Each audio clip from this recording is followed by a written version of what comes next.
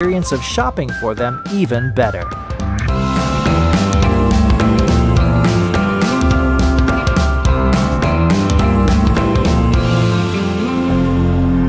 And we welcome you to bring your kids also. Clark's Pet Emporium, your pet's second best friend.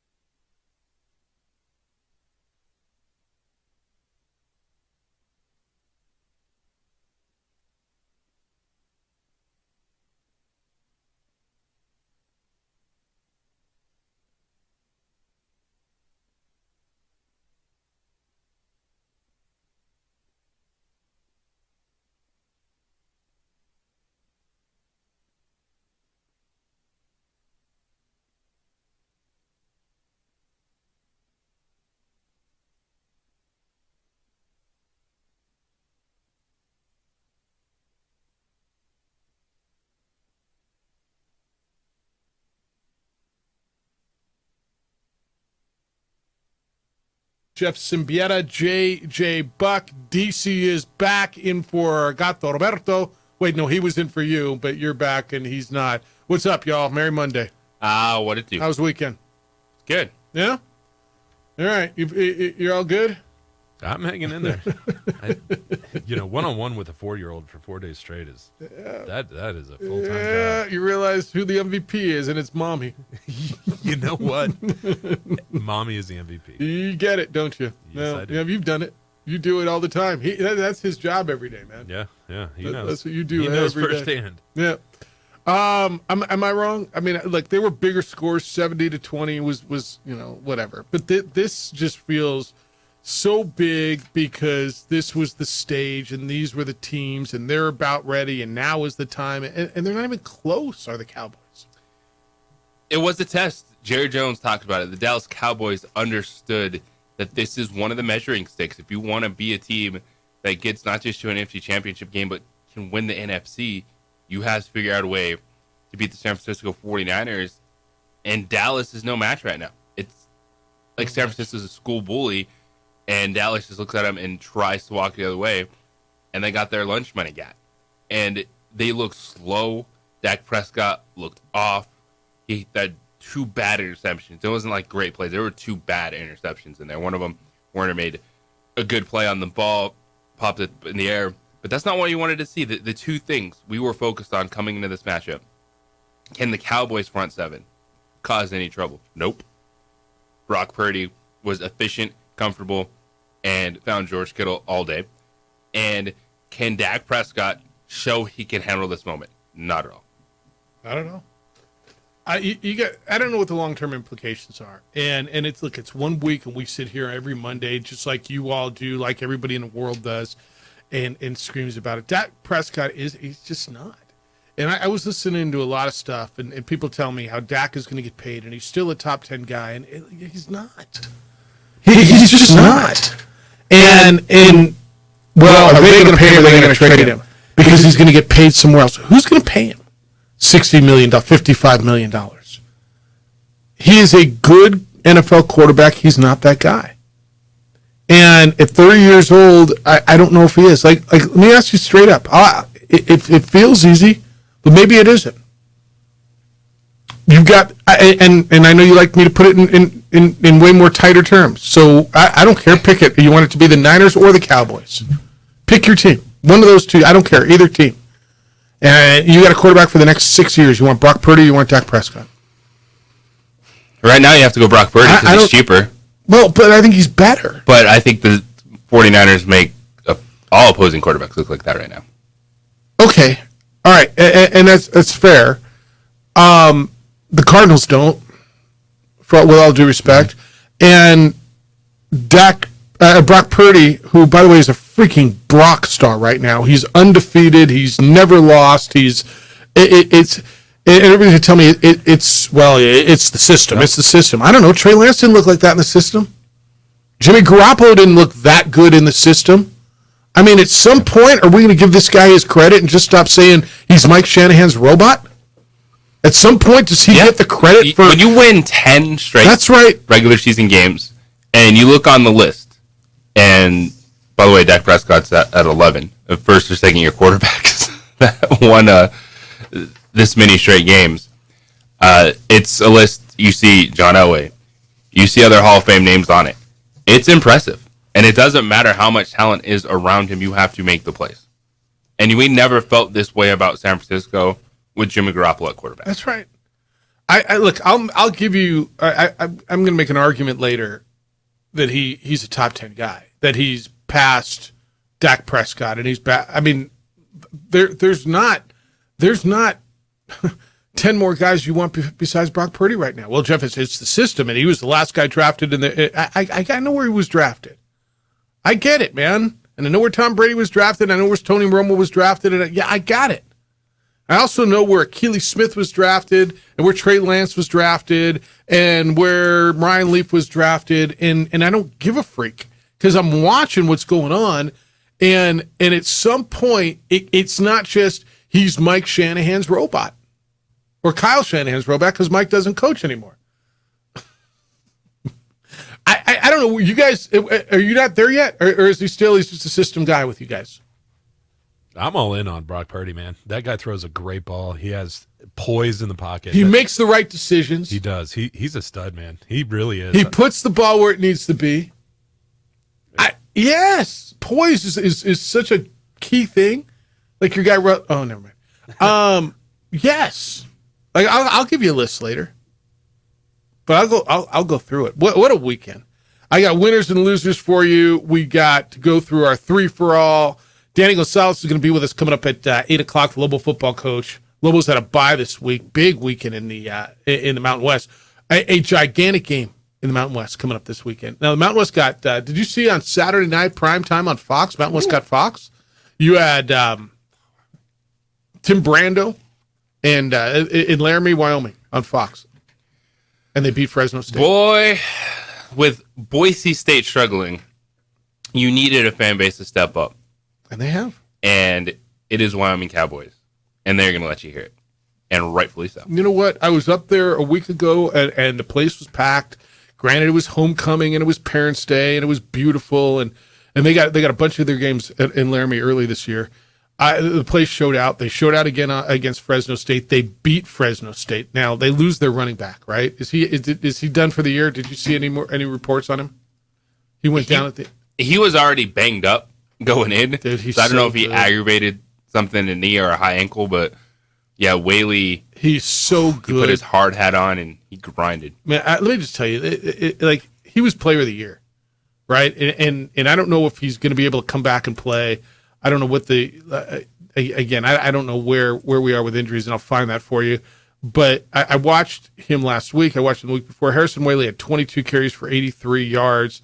And then Wyatt Whelan, and give me the W's up there in Wyoming. Wyatt Whelan was big for them. They got a guy named Trenton Welch who had 6 catches. They beat Fresno State, and they beat them. I mean, this wasn't a fluke. They beat them. You got the game of the year coming up this Saturday in this league at Air Force Academy. Both of them are just outside the top 25. Air Force is in a lot of people's preseason bowl projections now as the Group of 5 representative in the New Year's Six Bowls. My boss, it was 11:15 his time, 9:15. He says, "What's going on with Fresno?" And I'm like, "Wyoming's pretty damn good, man." He says, "Who's the best Group of 5 team?" And I said, "It's Air Force right now." And like I said, watch next week's game. And he says, "Yeah, no, you're probably right." I mean, Air Force right now is like, that's the game, right? It will be able to answer that question differently or the same, whoever wins that game. Well, I mean, we're going to see those two teams in the conference championship game too. right? If Wyoming and Fresno State both end up with one loss, Wyoming's got the tiebreaker because they beat them. Who else am I looking at in this league? UNLV right now is 4-1, right? But I mean, to get to where they want to, they're gonna have to go through each other. Boise State's got 2 losses. Who else am I talking about? I mean, Air Force and Wyoming right now, and Fresno State, right? It's pretty something right now. So that was a big deal. All right, let me do this. 505-246-0610. This is how to get to us today. That's area code 505-246-0610. Your emails will come in, and they already are, and it says Omar's embarrassed. Cowboy fan, I know you are. Cowboy fan, let's go. 505-246-0610. Emails Jeff at sportsanimalabq.com. JJ at sportsanimalabq.com on the Twitter. JJ is at _JJ Buck. It's now called X. I probably should know that. And Facebook. Still called Facebook, or is it all Meta? It's owned by Meta, but it's still Facebook. The OD and the AM. You can watch the show there. Adrian's producing that on the simulcast. We're on Comcast Channel 26 as well. When we come back, Sean Payton has done something that nobody else has been able to do. Oh, you're so proud. It's the opening drive on 95.9 FM and AM 610. The Sports Animal, your home for Sunday night and Monday night and Thursday night football. We would like to thank the following sponsors for making this broadcast possible. Young driver, this one. Hard to get her out. She'd been drinking. This one. Both of them gone. They'd been drinking, and he drove clear off the road. This was my family. Drunk driver hit us. And my wife and our daughter, they didn't make it. We here at Clark's Pet Emporium welcome you to bring in your pets. We know that having your pet with you makes the experience of shopping for them even better.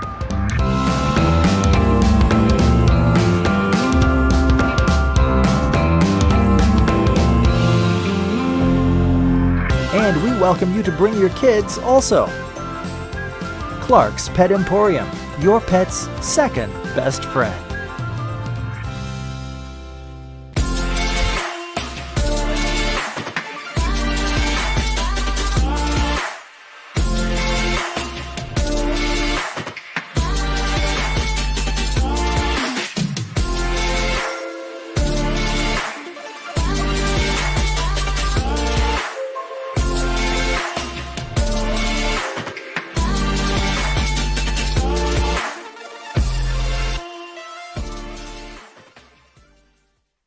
These days, it's important to know people and businesses you can trust. There's a lot of places where you can buy a vehicle, but there's only a few local dealerships where you'll find honest people who have your best interests in mind.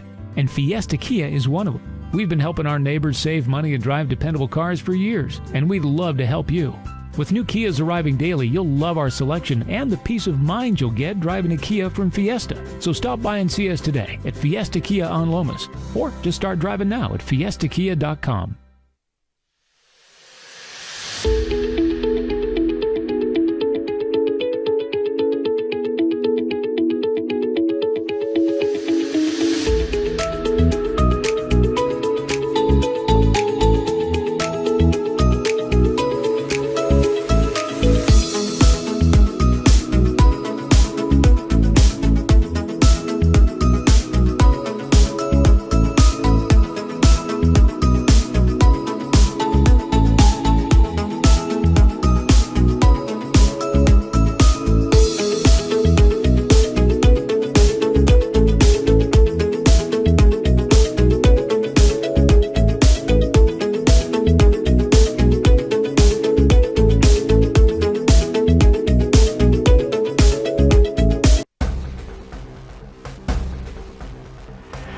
Burglary takes place in the United States approximately every 15 seconds.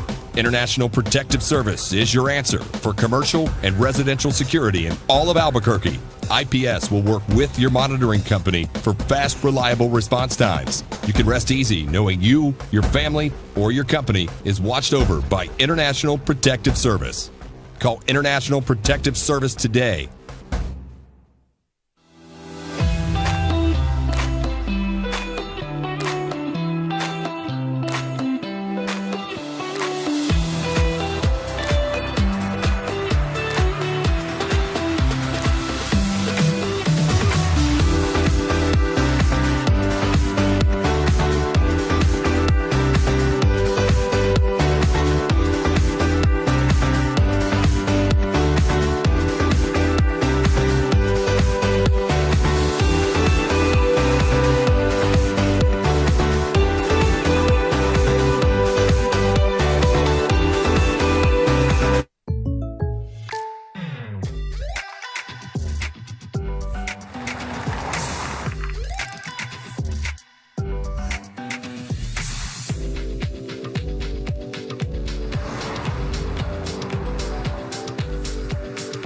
or surprisingly great rates? Contact your local State Farm agent today. If you want the real deal, call State Farm agent Marty Size in Albuquerque today. Like a good neighbor, State Farm is there. Don't sacrifice quality and flavor when you're in a hurry. Golden Pride offers ribs, fried chicken, red and green chili breakfast burritos, and Frontier sweet rolls. 4 great locations, or visit us online at goldenprideabq.com. Golden Pride barbecue chicken and ribs are proud supporters of Pro V Sports. Young driver, this one. Hard to get her out. She'd been drinking. This one. Both of them gone. They'd been drinking, and he drove clear off the road. 10, the sports animal. Well, nobody was able to do this but Sean Payton, so I'll give him credit for this. I mean, he came in and he is done something that I nobody thought that they could do. He made Nathaniel Hackett a sympathetic figure. He made you kind of feel good for Nathaniel Hackett, the former Bronco coach who was one of the worst coaches, right? I mean, it was one of the worst coaching runs. No matter what happened yesterday, it was one of the worst coaching runs in the history of the NFL, right? Yes, it was. Well, did he last a full season? No, he did not. All right. It was bad. And look, man, not everybody's made out to be a head coach. And so they hired Sean Payton, the savior who's won a Super Bowl, because he was going to turn it around. He was going to fix Russell Wilson, and he was going to fix it. And he even was so bold as to take his shots and kind of break a little coaching code, I imagine, and one of those unwritten rules that you love so much, and take his shots at Nathaniel Hackett and talk about how bad the dude before him was and how bad he left it and how brutal it was. And okay. And we all were going to look forward to week 5 when Aaron Rodgers and the Jets were going to come. Oh, well. All right. So you got that pillow fight that you got yesterday. It was the way you look at an accident. You're just like, oh. I watched it. Look, man, I'm indifferent on Nathaniel Hackett, right? You guys are both invested. It's the opening drive. Jeff Symbieta, J.J. Buck, DC and J.J. both grew up Bronco fans. So you guys are invested in this. So I'm going to yield, okay? Because we're going to have different points of views. My heart wasn't in it. I didn't have to eat a loss for the Jets. I didn't have to look at those orange uniforms, go, wow, that's pretty cool. I like the white painted end zones. Like, everything's set up. But here come the Jets, and they jammed it down our neck, and Russell Wilson fumbled when he could have gone down and won a game and realized what I am, and the Jets and Zach Wilson beat us. And there's old Nathaniel Hackett on the other sideline, and the camera can't get off of him, and everybody hugged. I thought they were going to put him on their damn shoulders and carry him off the field, and I'd have been okay with it, by the way. I wish they would have. No, I wish they would have. Like the end of like a movie, and there's just shot of Nathaniel Hackett. Like freezes. Fist pump, arm in the air, being carried off the field. Yes. Freeze frame. Yeah, like a Rudy ending. I mean, I don't know. I sat there and smiled. I'm like, good for old Nate Hack. How'd you guys feel as Bronco fans? I felt the same way, because if you're going to run it, you best be ready to take it. That's where I sit in any of this. If you want to be flipping bats, if you want to be talking big time, don't be mad if someone's pumping their fist when they strike you out or talking back when they make a play. And that's exactly where Sean Payton was. And you saw that post game. He had nothing to say because there's nothing he can say. I didn't see the post game. What did he say anything? He just said we addressed that and we moved on. Address what? Like after the comments. He didn't address anything any more than New Mexico State addressed Diego Pavia. And Stop it. It's one where what? It's you look at the Denver Broncos. And Sean Payton it's the offensive guy. It's going to help Russell Wilson figure it out. Did he forget that you have to fill the defense? That is one of the worst defenses we have seen in a long time in the wasn't NFL. Wasn't it a year and a half ago that we were told that they were a quarterback away, that they had a great defense, that they were just add quarterback stir and you've got contender, right? We saw that wasn't the case because it wasn't the quarterback that played at a high level last year. Nope, Russell Wilson wasn't good. And the defense it's past that. They're so bad. Everyone knew this was a Breece Hall game. Everyone knew it. Right. And they still could not tackle the man. They can't tackle. They don't play defense. And then Russell Wilson was bad. That offense looked average. Sean Payton's after the game, well, I need to commit to this, commit to that. You're just not a good coach right now, man. That roster's bad and you're bad. You're doing nothing to elevate that team. And you said Nathaniel Hackett was the worst coach we've seen. Well, you're going down that road. What's Nathaniel Hackett's record after 5 games? It was 1-4. How'd you feel watching this whole thing as a Bronco fan? That's a funny question. I have a different feeling about Hackett because I went to high school with the guy. So I was actually. You went to high school with Nathaniel Hackett? Yeah, I worked at a McDonald's with him. Right on. Yeah, so I like the guy. I was happy for him. I kind of like that. And you're right though, JJ. That defense, man, that is just $100 million defense looking like they're worth about $5. They're just. They are trash, man. It's hard to watch. And that fumble at the end, I mean, I actually was feeling pretty good about Russ Wilson, but that fumble, he didn't even protect the ball at all. No. I mean, it was pathetic. See Peyton barking at him as he came off? I'm glad he finally did. Finally. No, damn right. It feels like he had a pass and he doesn't deserve it. Am I wrong that Sean Payton has done kind of the impossible, what nobody else was able to do, and make Nathaniel Hackett a likable, sympathetic figure? Absolutely, he did. Yeah, he did. You're right, JJ. That's it seems hard to believe, but you're absolutely right. I sat there on my couch with no dog in that fight. I mean, I'm indifferent to the Broncos. I'm indifferent to the Jets. And I smiled watching that guy get the love that he got. As a human being, like I mean, he hadn't done anything to piss you off except for be a bad coach, right? I mean, did like whatever. He didn't handle the media right. He didn't. What do you want a guy to say when he's getting his ass kicked every day? Well, and on top of that, I mean, like, he was there to get Aaron Rodgers. All right. So and he didn't. And he didn't. So putting it on him, he didn't have a playbook. Well, guess what? He was a quarterback's coach going to be an offensive coordinator or a head coach. Like, he had a lot of things good. he had to do. Yeah. No, he wasn't good. And so, I mean, if that was his crime, he wasn't a good head coach. All right. I mean, eat it, and he's paid his penance and moved on and whatever. Found a place that feels like they love him and they like him and he's in a good spot. I'm not going to lie, man. I just sat on my couch and smiled. I was like, good for that dude who's just taking it. And rightfully so taking it, but taking it. And then I look at, and by the way, is there, I mean, outside of Belichick right now, is there a bigger red ass in the league than Sean Payton? Just grumpy and just, now he may turn this thing around and say, I told you so. And we may sit here in a year from now and say, what a great coach he is. But I'm going to make a point throughout this day. When we're going to get a call that says Belichick needs to be fired or he needs to go, it's past him. And I'm going to ask you all to point out a great coach with bad players. I'm waiting for the great team with a bad roster. You got one? With a bad roster? Yeah, give me a great coach. Who's a great coach with a bad roster? Because the Broncos are a bad roster. Now, I don't know if it's all on Sean Payton or if it's all on that roster. And I'm not going to sit here and just completely unload on Sean Payton because give him a year. This isn't his roster. Russell Wilson isn't his quarterback. He's trying to make salad out of bleep, right? But and I understand that Bill Belichick is responsible for that roster. I understand that. I understand the difference. But I mean, I'm going to pass judgment a little bit on Sean Payton.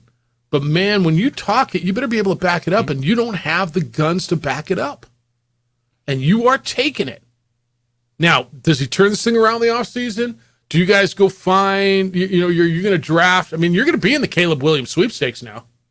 Denver's going to be in this Caleb Williams sweepstakes as much as you want to talk about Arizona and the Giants and whoever else you want to talk about. Maybe the Broncos are the ones. Hey, Bronco country, let's tank, right? Maybe that's it. Maybe that's where you go. And then you can turn this thing around.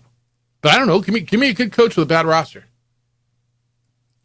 There's not many good coaches with bad rosters. There's competitive coaches we've seen. I look at Mike Tomlin in the last few years. Mm-hmm. Teams don't look that bad with no offense. Boy, that by the way, we'll get there. Yeah. That like, was there's disgusting. Guys in the league that you pick out, and up until the last 2 weeks, I thought Bill Belichick was that dude. Yep. So Belichick is reminding me of Popovich. They were so good for so long with so good rosters. And I don't even, I'm gonna go back. I don't even know how great the Patriots rosters were. They had good defenses. He always had good defenses. And he had Tom Brady. Okay? And so you can cover some errors with really good defenses and a really good quarterback. He doesn't have a good quarterback now. So many of the pieces on defense that were really good are either injured or gone. And so they're not good. And everybody's telling me he's forgotten how to coach. Is it any different than when Popovich didn't have Tim Duncan and Tony Parker and Manu Ginobili or Kawhi Leonard anymore? Is it any different than what's happened to Popovich over the last bunch of years? Not at all. Did Pop forget how to coach too? And he's responsible for putting that team together too, right? Well, I mean, they're both in their 70s and they're both old guys. They both okay. I'm just saying, is it time? Maybe. I mean, I don't know how long he wants to do it. I don't know how he relates to the players. I'm not in that room. I don't know.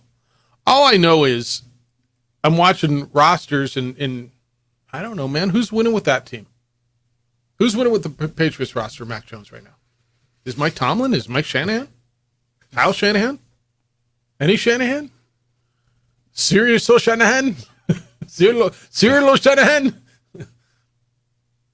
I mean, I'm listening to the argument. I'm listening to the conversation. And it's real easy to pile on Belichick, and I know it's fun because he's been grumpy old Bill Belichick for so long, and now he's going to get his comeuppance, and now they're down, and let's pile on.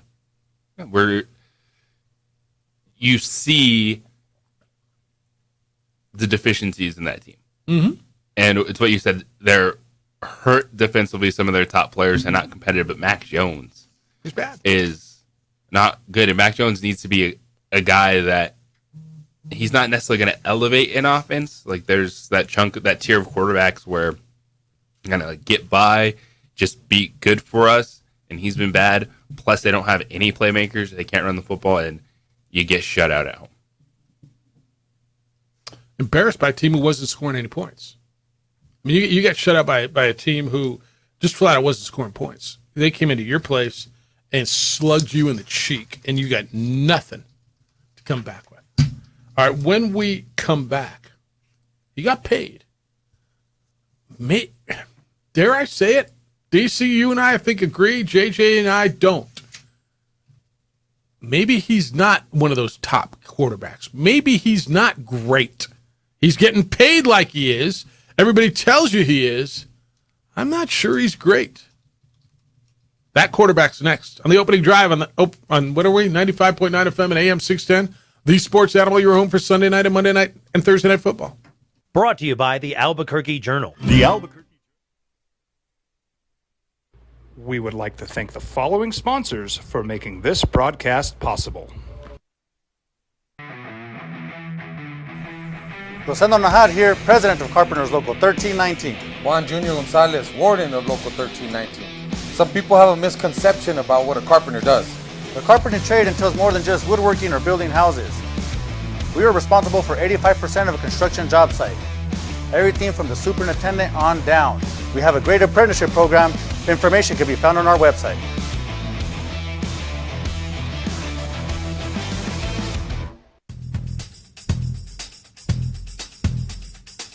International Protective Services is a proud supporter of ProView Sports and New Mexico Youth Athletics. IPS provides residential and commercial security services in the Albuquerque metro area. For more info, please call 505-897-2420 or visit internationalprotectiveservice.com. Here at Clark's Pets, we understand your pets. We take meticulous time to find out more about them. Dig deep into their world to understand their needs. We do research for knowledge of each pet.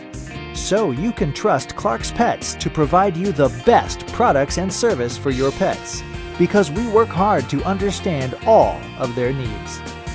Clark's Pet Emporium, your pet's second best friend. Hi, my name is Daniel Chavez, and this is my business partner, David Chavez. We are the owners of Indeed Safety. Indeed Safety is a local safety consulting company helping our clients with their safety needs for their projects. One of the things we pride ourselves as a construction safety company is helping our men and women in construction get home safe every day to their families. Indeed Safety is a proud supporter of ProView Network.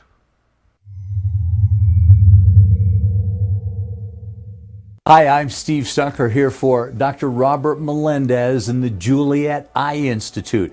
You may remember me like this, but no more. The glasses are gone. I tossed them months ago because of a brand new procedure from Dr. Melendez known as RLE, Refractive Lens Exchange. The latest technology, the best eyesight I've ever had in my life, and you can check it out by clicking on the link in the description right here.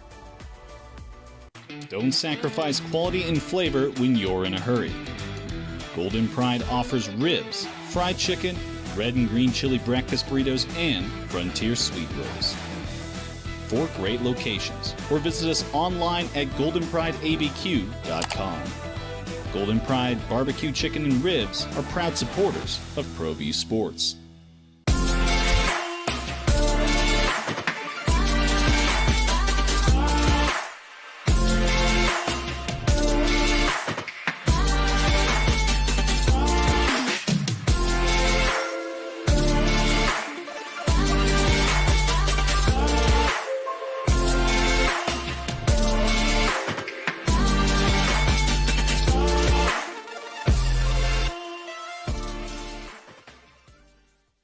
Here at Clark's Pets, we understand your pets. We take meticulous time to find out more about them. Dig deep into their world to understand their needs. We do research for knowledge of each pet, so you can trust Clark's Pets to provide you the best products and service for your pets, because we work hard to understand all of their needs. Clark's Pet Emporium, your pet's second best friend. These are more than just the sounds of a safe place to go after school. These are the sounds of interest being ignited and of mentors making an impact. At Boys and Girls Clubs, we don't do just one thing. We do whatever it takes to meet the needs of every kid who comes through those doors. Whatever the quarter pole is in a 17-week season, whether you want it to be week 4 or week 5, we've hit it. Kind of hit it last week, but if you want to say it's this week. And so the red zone today, DC is going to discuss that with us, and we'll kind of go through that. It's the opening drive. Jeff, JJ, and DC. You're welcome to get in today. 505-246-0610. And it's a week-to-week league, and I get it. And so you've got all these assumptions, but I think is a 5-week sample size enough to start making opinions, forming opinions? Yeah, because you're in a place where your hole can be too deep. Okay. All right. I know you and I disagree on this, and I'm okay with that. I don't think Lamar Jackson is elite. And I think he disappears in key moments. Now, I'm going to give you this. I watched that game pretty closely yesterday. His receivers let him down in an insane way. Zay Flowers, the ball, if it was an arrow, it would have killed him. You got to catch the football that hits you square between the eyes, wide open in the end zone. Mark Andrews, Nelson Aguilar, dropping balls like crazy. And then he tried to force stuff. But I watched him over the last bunch of weeks. He's a good NFL quarterback. And he kind of always slides into that fourth slot, right? When we're having this conversation about who are the best quarterbacks. It's always, it's Mahomes and then Burrow and Allen, whatever, whichever week it is you want to put the two of them. And then Lamar kind of slips into that, right? No. Not for a while. Who's next? And Jalen Hurts, all right. Justin Herbert. Jalen Hurts and Herbert are in that next one. But I think, okay, fine. Is Lamar, do you still think Lamar is elite? He's getting paid as if he's elite. Is he elite? No, I think there's only 3 elite quarterbacks in the NFL. Okay. And who are they? Patrick Mahomes, Joe Burrow, Josh Allen. Okay. And then I have Jalen Hurts like the really Hurts and close. Herbert guys nipping on their heels. And if you want to put the elite tag on Jalen Hurts, I won't argue with you. Yeah. But if you're calling Lamar Jackson elite, he's going to come up short every time. Yeah, he's not. He's not. He's getting paid as it, and I'm starting to wonder if he's just an average NFL quarterback. He's an incredible runner when he decides to tuck it and run. He glides. He looks effortless, and I think that's part of DC. What you and I were talking about. At times, he looks like he doesn't care. He makes some really bad decisions in big times. There's no way they should have lost that game. Like their special teams let them down. Their defense let them down. He let them down. Their receivers let them down. Like when it comes to the worst losses, if you're going to find them, if you're not going to be with us throughout the show, I mean, if it wasn't for the Cowboys soiling themselves in a Texas-sized way, I mean, but they're on that list today. They have to be because it was a missed opportunity to sweep the division on the road. Yeah. In the first 5 weeks, and it's the fourth quarter Lamar Jackson where he had the fumble and the interception. I mean, because what you just laid out, that game, if his wide receivers catch passes, they win that game. A few of them. Nelson Aguilar dropped a bomb that he would have walked in the end Zay Flowers dropped one in the end zone. That's where it's hard. Like he made the plays to close out that game, and his wide receivers dropped it. But where I will agree with you is, all right, your wide receivers and your tight end made mistakes. That Nelson Aguilar one, that's nightmare. You thought that was worse than the Zay Flowers one that hit him right here in the end zone? Yeah, because he would have walked in the end zone. Well, Zay Flowers was in the end zone. I mean, yes, they're both terrible. Yeah. And so that's where it's hard for me to say, well, Lamar Jackson can't play. When I didn't say that. Well, I said he's an average NFL but you're quarterback. average means you're taking a lot of guys. Brock Purdy. You're over him. Okay. Yeah. And I'm not yet. Yeah. And I do, maybe I'm still handcuffed a bit by how good that offense is in San Francisco. Yeah. But I can't sit here and say I don't believe in Lamar Jackson when you tell me that 2 of his wide receivers dropped touchdown passes that would have won the game. Yeah. And that's where the argument runs a little stale, and I understand that. And I do, and it was really frustrating. But the good quarterbacks then make something happen and don't force it, because in the fourth quarter when they needed him, that's where he made the mistakes. Then it goes to, yes, he did not respond in the fourth. The interception that he tried to force was a horrible decision and horrible throw. Fumbling the football. I just, to me, he played his worst game of the year in a game that they shouldn't have lost against a reeling Steelers team. And they gave that team life now. They gave that team life. Now the Steelers were 3-2. They're tied with them. You could have put them away and you had that tie. It was insane to me. That game was one of the most frustrating games. Well, and again, not without a dog in the fight other than a fantasy quarterback. but it was just so frustrating watching a team that I'm watching. That team is better than that team. That team wearing white is better than that team wearing black. And that team wearing black had way more heart. They had a guy named Watt. By the way, is insane. I don't know how Pittsburgh does it, man. I don't know how they do it. They find a way. By the way, I sat George Pickens. Yeah, I know. I did. Good move on my part, huh? So did a lot of people. I know. 505-246-0610. 888-9220. I mean, I don't know. Hit me on quarterbacks. They had 70 yards and a touchdown on that final scoring drive. So Yep. You were pissed off all day if you played him, and then all of a sudden, that's why I played him. Told you so. Yeah, I told you so. I something else. All right. We haven't talked about the other undefeated team in the league. Philly's pretty good, man, and they're quietly good. Right? They just went in and took care of business and beat the Rams. They shut the Rams off. Now Cooper Kupp was back and he had 8 catches for 118 yards. It was good to see him back. But all Jalen Hurts does is just execute. 303 yards, a touchdown and interception. DeAndre Swift has become a bell cow back. Their defense got to Matthew Stafford all day. Eagles are just quietly really, really good. Now, because they're not blowing people out, because they're winning games by 9, beating the Commanders by 3, beating the Bucks by 14, beating the Vikings by a touchdown. Then we beat the Patriots by 5. I don't know, man. Last I checked, there weren't style points in the standings. They're 5-0, and they continue to. And you feel like they haven't peaked yet. The Eagles, it's something that Patrick Mahomes talked about 2 weeks ago. You have to learn how to win ugly and embrace it at times. Because that's exactly what Kansas City is doing. And you're going on a cross-country road trip to a competitive Rams team. That's not a game where you go, oh, you only won by 9.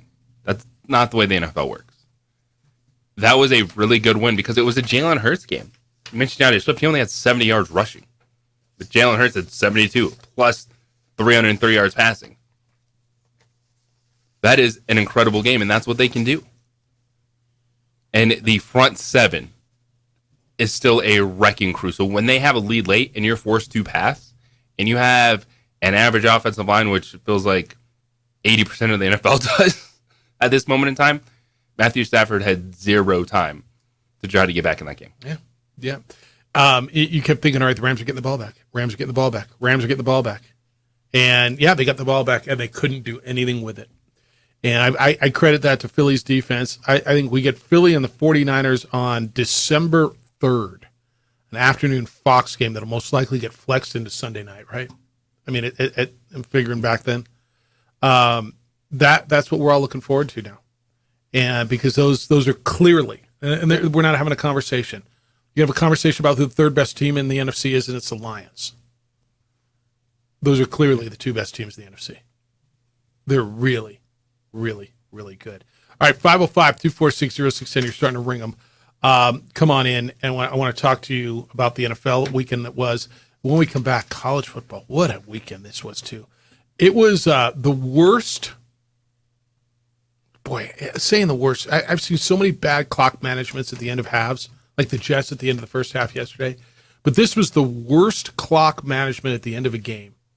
It cost them the game, and it had nothing to do with Nathaniel Hackett and or Russell Wilson. We're going to talk about that and get to your phone calls when we come back on the opening drive on 95.9 FM and AM 610.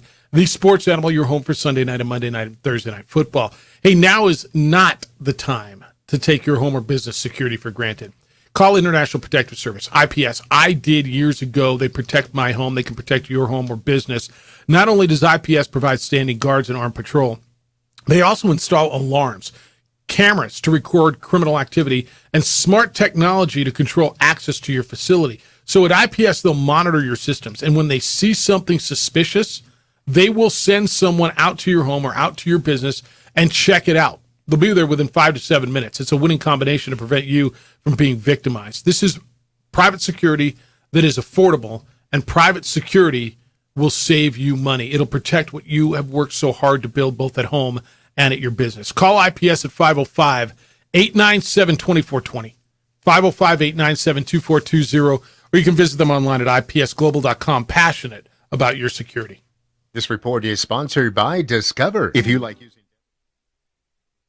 We would like to thank the following sponsors for making this broadcast possible.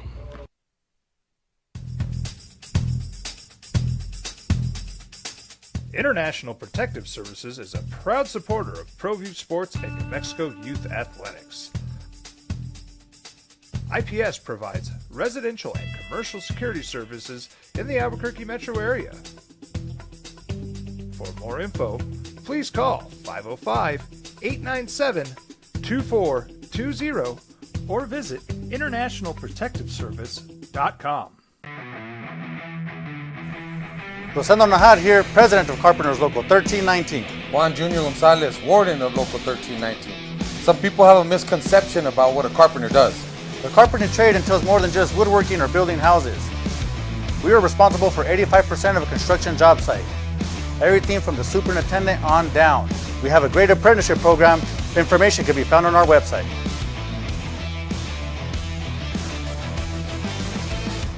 Here at Clark's Pets, we understand your pets. We take meticulous time to find out more about them. Dig deep into their world to understand their needs. We do research for knowledge of each pet. So you can trust Clark's Pets to provide you the best products and service for your pets, because we work hard to understand all of their needs. Clark's Pet Emporium, your pet's second best friend. Hi, my name is Daniel Chavez, and this is my business partner, David Chavez. We are the owners of Indeed Safety. Indeed Safety is a local safety consulting company helping our clients with their safety needs for their projects. One of the things we pride ourselves as a construction safety company is helping our men and women in construction get home safe every day to their families. Indeed Safety is a proud supporter of ProView Network.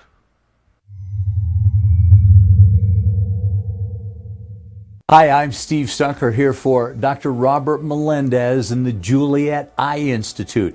You may remember me like this, but no more. The glasses are gone. I tossed them months ago because of a brand new procedure from Dr. Melendez known as RLE, Refractive Lens Exchange. The latest technology, the best eyesight I've ever had in my life, and you can check it out by clicking on the link in the description right here.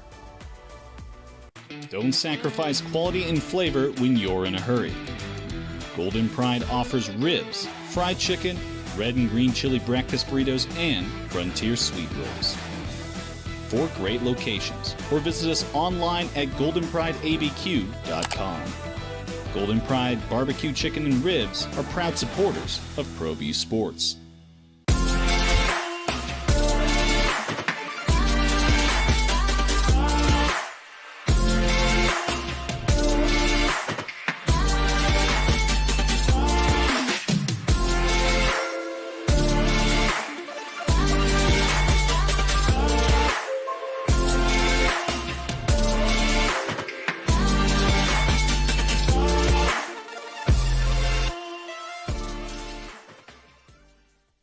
Here at Clark's Pets, we understand your pets. We take meticulous time to find out more about them. Dig deep into their world to understand their needs. We do research for knowledge of each pet, so you can trust Clark's Pets to provide you the best products and service for your pets, because we work hard to understand all of their needs. Clark's Pet Emporium, your pet's second best friend. These are more than just the sounds of a safe place to go after school. These are the sounds of interest being ignited and of mentors making an impact. At Boys and Girls Clubs, we don't do just one thing. We do whatever it takes to meet the needs of every kid who comes through those doors. Because whatever it takes is what it takes to build great futures. Great futures start here.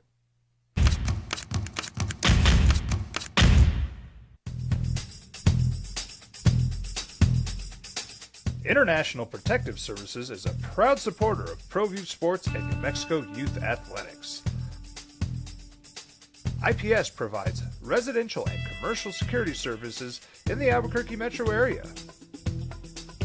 For more info, please call 505-897-2420 or visit internationalprotectiveservice.com.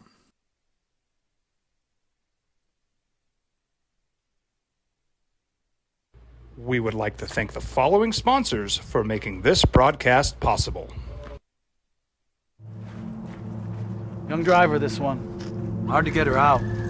She'd been drinking. This one. Crazy stuff over the weekend. 505-246-0610.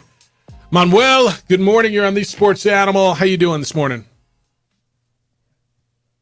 Okay, I'm here. Hey, Jeff. Hey, what's up? Glad to speak to you. The first time I've called you guys. You guys do a great job, by the way. Appreciate that. As an ex-Cowboy fan, I left him when Landry left in '88. That's another story. I think the problem with the Cowboys, they have a great defense, no question about it. Offense is good enough to win. The problem is Prescott. Hate to say it, but the guy's a choker. You know, he's got to come through. What do you think? Yeah, no, Manuel, I appreciate it. And don't be a stranger. Call us again. I think that, I don't know if I think he's a choker. I mean, he's a good quarterback. I don't think he's a great quarterback. I don't think he's an elite quarterback. I don't think he's a guy that gets you over the top. If that's the case, we got to shut down 90% in the NFL. Yeah, that's right. You got to find a way. Not everyone's elite. Yeah. Not everyone can be elite. Well, and here's not the everyone deal. who gets a contract elite. Not everyone who gets to the Super Bowl is elite. And right? There is the kryptonite for the Dallas Cowboys is the San Francisco 49ers. And that's not a bad kryptonite to have. When you get embarrassed on national TV, the takeaway is this guy's never going to get over that hump. Because what has he done that you believe is going to get over that hump? So that's where that take comes from. Yeah, he's been in the league long enough. He's due to get, he wants to get extended, wants $55 million a year. At some point you're going to tell me that's market value. Market value for what? It's market value for Allen and Mahomes and maybe even Trevor Lawrence. Dak Prescott. Not Dak Prescott. Yeah. I'd be like, if you want this Daniel Jones contract, maybe we can do that for you. $40 million, all right, and look what it's done for them. He's a good quarterback. In big situations, he has not come through. And it's time. Yeah. It's time. He's 30 years old. He's not a rookie anymore. It's time. And look, if they'd have got beat in a competitive game yesterday, you said, all right, they're right there. He had 3 back-to-back-to-back interceptions. They got blued out. 42-10. They got pantsed yesterday. And I get the frustration if you're the Cowboys because you're not in this, we're close game. You don't want to be there.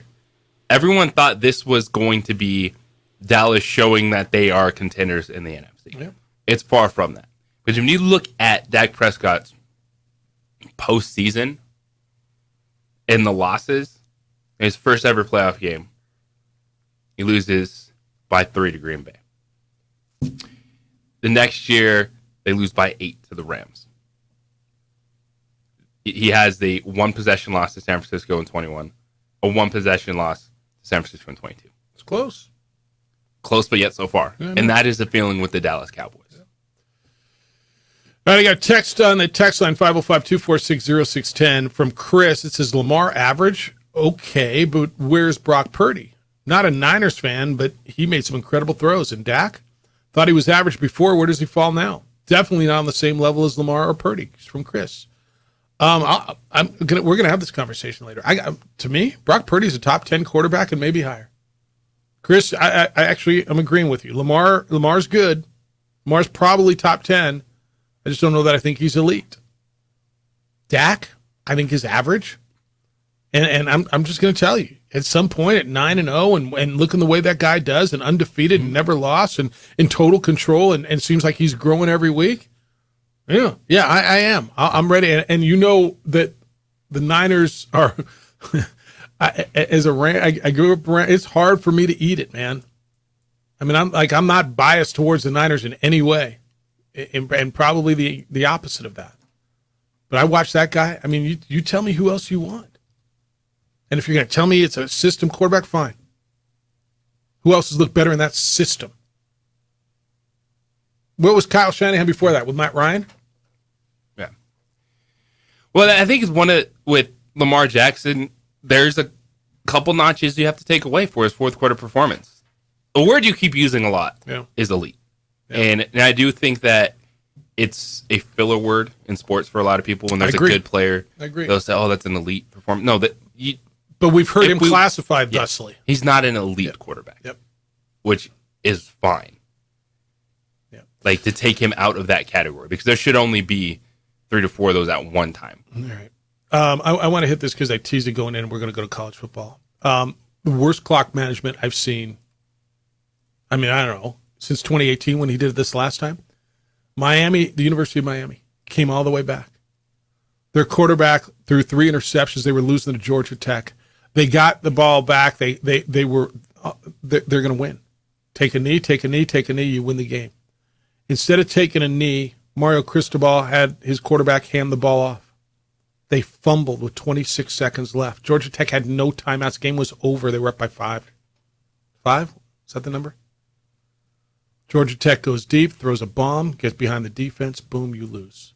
What the hell just happened? Haynes King threw a desperation heave. Christian Leary slipped behind the Miami secondary, scored with 2 seconds left. Now, why didn't they take a knee? Why? Quote Mario Cristobal, coach of Miami, who, by the way, would have been back and undefeated and talked about for the ACC championship. Quote, we should have taken a knee. Gave them a chance. They took advantage of it and scored. No excuse. We didn't play to our standard. We didn't coach to our standard, end quote. JJ, you hear all the time, oh, we learn from our mistakes. Our buddy Brett McMurphy from Action Network tweeted this. Not the first time Mario Cristobal not taking a knee cost him. In 2018 when he was at Oregon, they could have taken a knee, run out the clock against Stanford.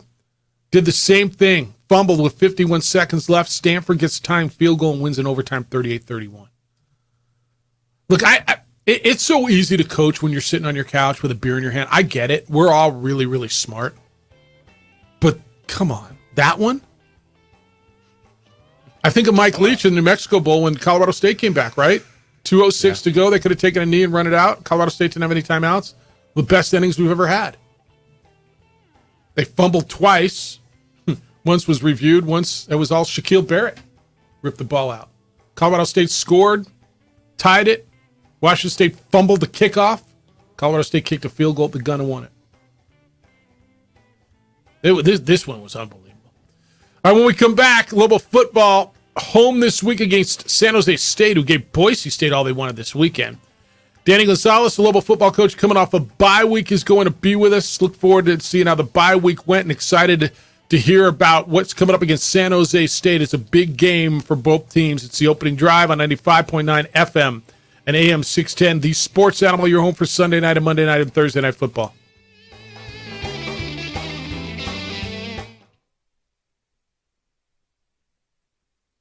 We would like to thank the following sponsors for making this broadcast possible.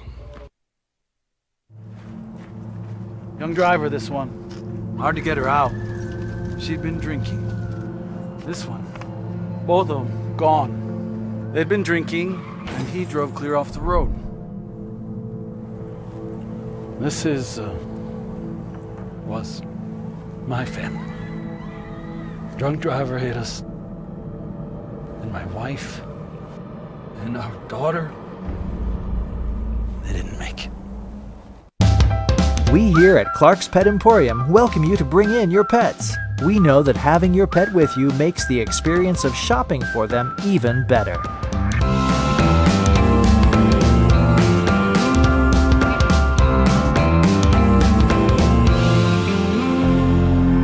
And we welcome you to bring your kids also.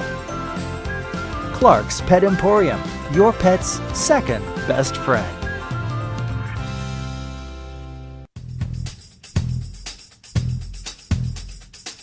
International Protective Services is a proud supporter of ProView Sports and New Mexico Youth Athletics. IPS provides residential and commercial security services in the Albuquerque metro area.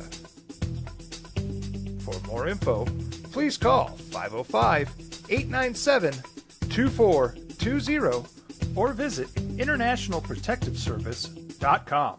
Hi, I'm Steve Stucker here for Dr. Robert Melendez and the Juliet Eye Institute. You may remember me like this, but no more. The glasses are gone. I tossed them months ago because of a brand new procedure from Dr. Melendez known as RLE, Refractive Lens Exchange. The latest technology, the best eyesight I've ever had in my life, and you can check it out by clicking on the link in the description right here.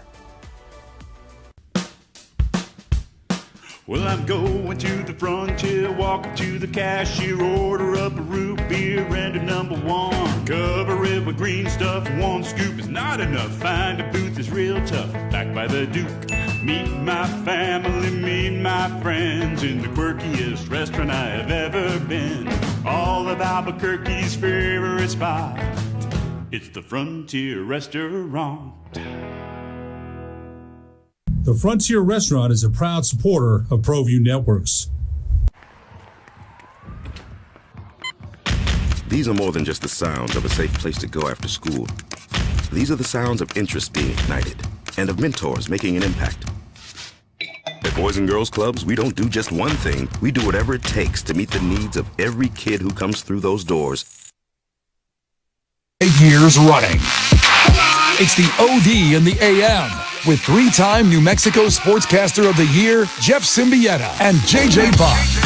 Lobo football on a bye week last week. Back at it this coming Saturday, 4 o'clock in the afternoon. San Jose State will be in town.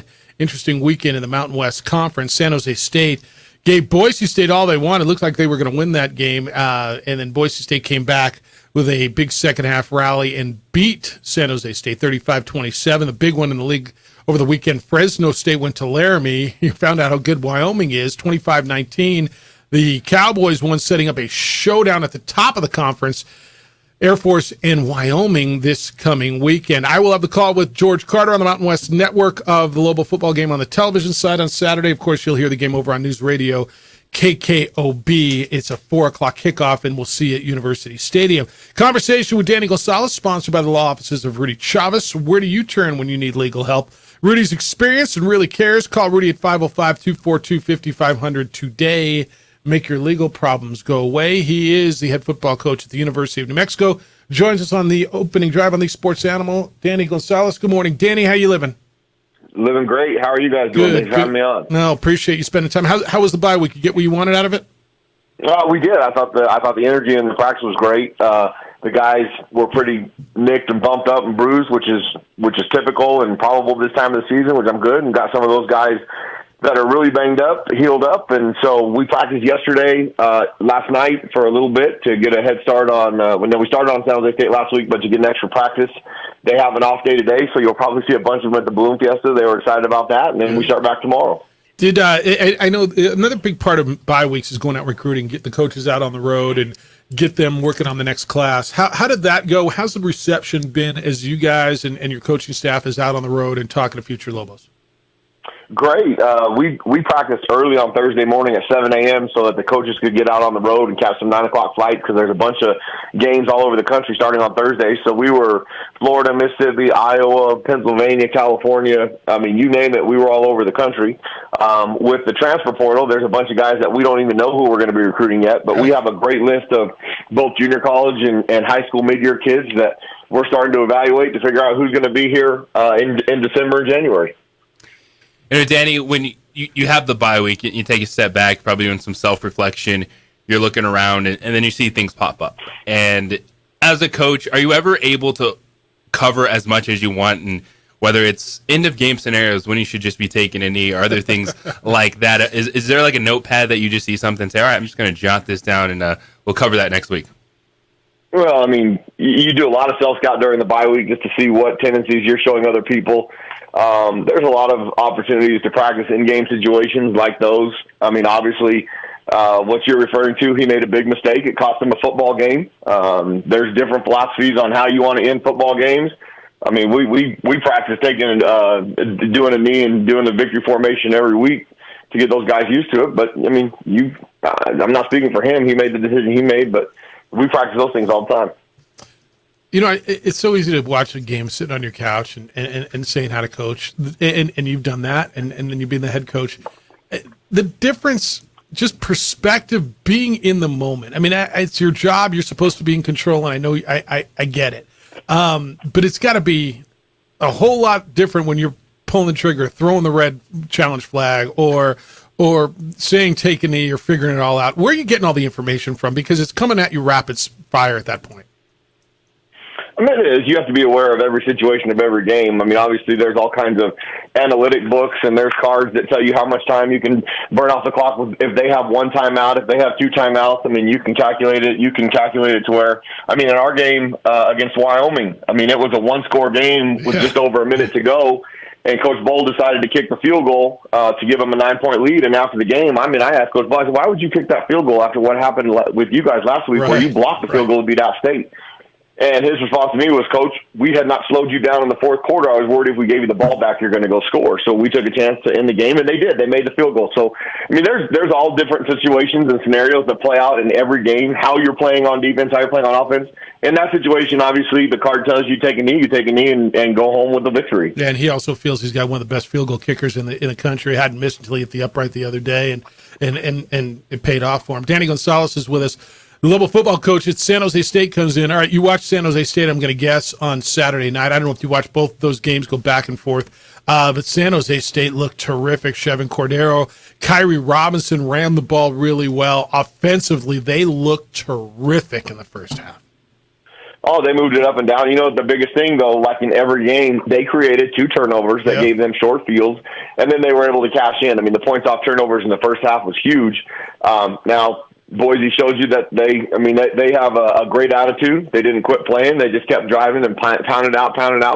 And they eventually made enough plays, or San Jose State made enough mistakes, however you want to look at it. But San Jose State's a good football team. Their record doesn't indicate it. They played they played Oregon State. They played Boise State. USC. They've had a tough schedule already.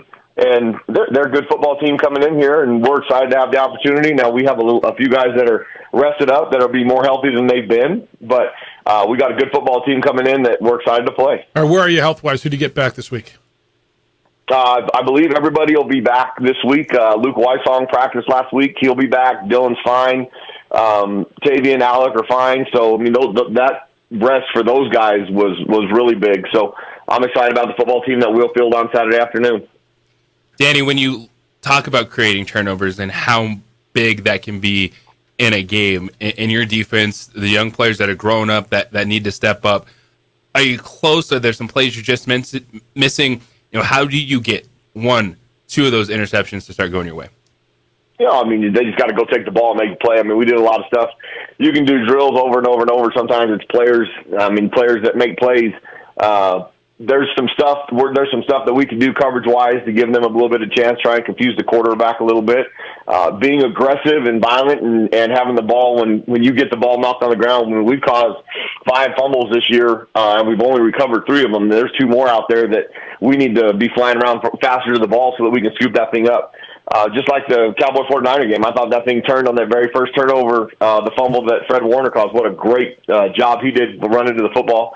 We get more of those, all of a sudden you give your offense short fields, and it changes the game dramatically. Well, you're speaking of that Dallas-San Francisco game. It feels like for the Cowboys, San Francisco is just kind of that kryptonite, that opponent that they see, and it's just overwhelming. How do you battle that as a player, as a coach, when there's a team that has your number? Just has your number. It's obviously frustrating. They beat them 4 straight times in San Francisco prior to that game last night in the regular season, but the last 2 years they've ended their season in the playoffs. And then yesterday, obviously, once Dak threw a couple interceptions, things went haywire. But give San Francisco credit because they came with the right energy. And they're a really good football team, and I think they showed yesterday that they're the elite class of the NFC. All right. You're going into a really important stretch. Everything you want still in front of you. San Jose State, then you get Hawaii comes in, so you got 2 home games in a row against San Jose State and Hawaii, on the road at Nevada, and then a UNLV team who's playing really, really well. I know you're going to tell me one game at a time, and it's one, but I got to believe you break it into quarters. You had a break. You look at what's coming at you, and do you prepare for stretches as much as you prepare for single games? When you look at the outset of the season, we start with fall camp being quarter number 1, and then the first 4 games, quarter number 2. We're into quarter number 3 right now. We had a game up there that we had an opportunity to win if we can eliminate. If we can tackle better in the Wyoming game, who I think probably we'll find out this Saturday who the best team in our league is between Wyoming and Air Force. Now, they'll need Whaley to be healthy in order for them to beat Air Force. So I think Air Force is a really good team, and I haven't heard yet how his ankle is. It looked pretty bad on tape. But now we're getting into the stretch where we got San Jose State, Hawaii, Nevada, UNLV. I think everybody in our league is very comparable. You saw it on Saturday. We were toe-and-toe with Wyoming. Wyoming knocked off Fresno, who everybody was giving the heads up to. Now I vote in the top 25. I think all 3 of those teams are top 25 football teams. So we've got a stretch coming up. The most important one is 6 days away, and we're excited to play that game. What's the biggest thing you need to improve on? Is it taking the ball away? Is it being consistent offensively? Is it your defensive backs? As you have this bye week, what was the focus? We have got to get better at tackling. What is your number 1 priority? Complementary football as a team. We got to do a better job of taking care of the football on offense, but we also got to do a better job of taking it away on defense. And whenever we have an up and down on one side of the ball, it can't carry to the other side of the ball. We do a good job. We come out on offense.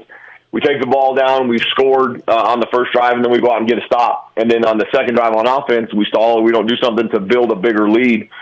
we need to continue to be complimentary. Or if the offense makes a mistake and turns the ball over, defense needs to go out there and stone them right now. I mean, you saw, it happened. There's another situation last night in the Cowboys-49er game. They got that punt return, all of a sudden a double reverse flea flicker to Kittle in the end zone. I mean, he went untouched. I mean, that was a sudden change play right after a big play by the 49ers that the Cowboys got to go out there and stop that. We've got to play as an entire team for 60 minutes. Don't worry about the scoreboard.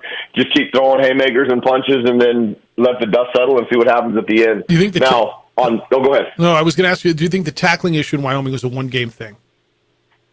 I do, because we don't have those issues. I mean, we haven't had those issues in the past, and I think that was a lot about effort and how the angles that guys are taking the ball, so we addressed that this week. We addressed everything that from the self-scout side of it that we think are – and I hate saying this all the time, but we're close to being a good football team. We're competitive. Now we need to make those plays, the 46-yard run when we have a guy wrapped up in the end zone, get in the backfield, get 2 or 3 more guys there to make sure that play doesn't turn into a 46-yard touchdown, or the 66-yarder, guys taking the proper angles to make sure we get him down and get him out of bounds so we can keep them holding to a field goal if they get into the red zone, those kind of things. And then offensively, in the second half when we make our adjustments, catching the ball, the little things that are the difference between winning and losing. All those things are fixable. It's a matter of going out there and doing it. Danny, appreciate you. We'll see you throughout the week. It's a big one on Saturday, both for you and San Jose State, and an opportunity to come off the bye and turn things around as you go into the second half of the season. Appreciate the time as always. No, I appreciate you guys. I'm excited still. They won't change my mind about this football team. I'm excited about this football team. If we were getting out-athleted or we were getting just run by and beat, there's a different story. We just need to fix the little things. So hopefully we'll get a big crowd on Saturday. I know it's Bloom Fiesta week, a lot of activities, but we got a great college football game, and you watch TV over the weekend, you see how great atmospheres, what a difference they make within just the enjoyment of the game for everybody. Appreciate you guys. Have a great day. Go Lobos. Do well. Danny Gonzalez, head football coach at the University of New Mexico, and he's right. I was in 2 great atmospheres last weekend, right? Air Force was really good. Wyoming was terrific. You see them, and it does make the difference. Conversation with Danny Gonzalez, sponsored by the law offices of Rudy Chavez, personal and experience care for your legal issues. Call Rudy at 505-242-5500 today. Make your legal problems go away. You can respond to whatever you heard there in some of the stuff that he talked about working on in the bye week. Recruiting, getting out all over the country was a big issue. And look, this is JJ. You and I watched. I want to get it when we come back. We're going to get into some of the college stuff from over the weekend. OU Texas was gigantic. What a great game that was. Wyoming Fresno State was really, really good.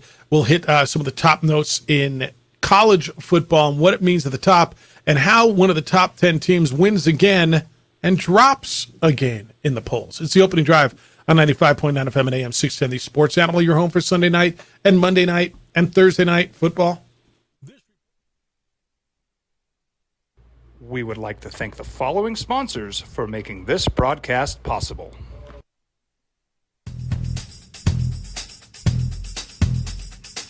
International Protective Services is a proud supporter of ProView Sports and New Mexico Youth Athletics.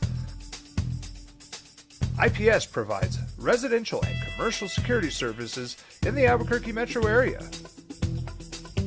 For more info, please call 505-897-2420 or visit internationalprotectiveservice.com. ProView Networks would like to thank the following sponsors for making this broadcast possible. Hans Whitler Automotive, German car maintenance and repair in Albuquerque, New Mexico.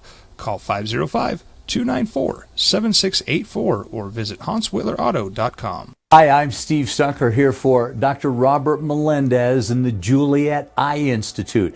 You may remember me like this, but no more. The glasses are gone. I tossed them months ago because of a brand new procedure from Dr. Melendez known as RLE, Refractive Lens Exchange. The latest technology, the best eyesight I've ever had in my life, and you can check it out by clicking on the link in the description right here.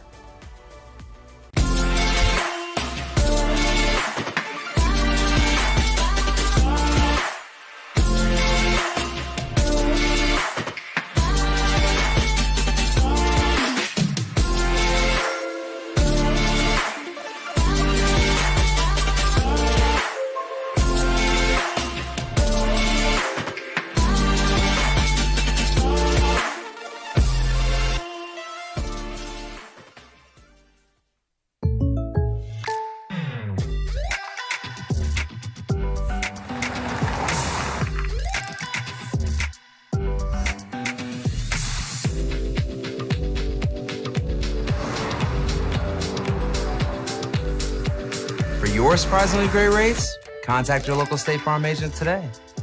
If you want the real deal, call State Farm agent Marty Size in Albuquerque today. Like a good neighbor, State Farm is there.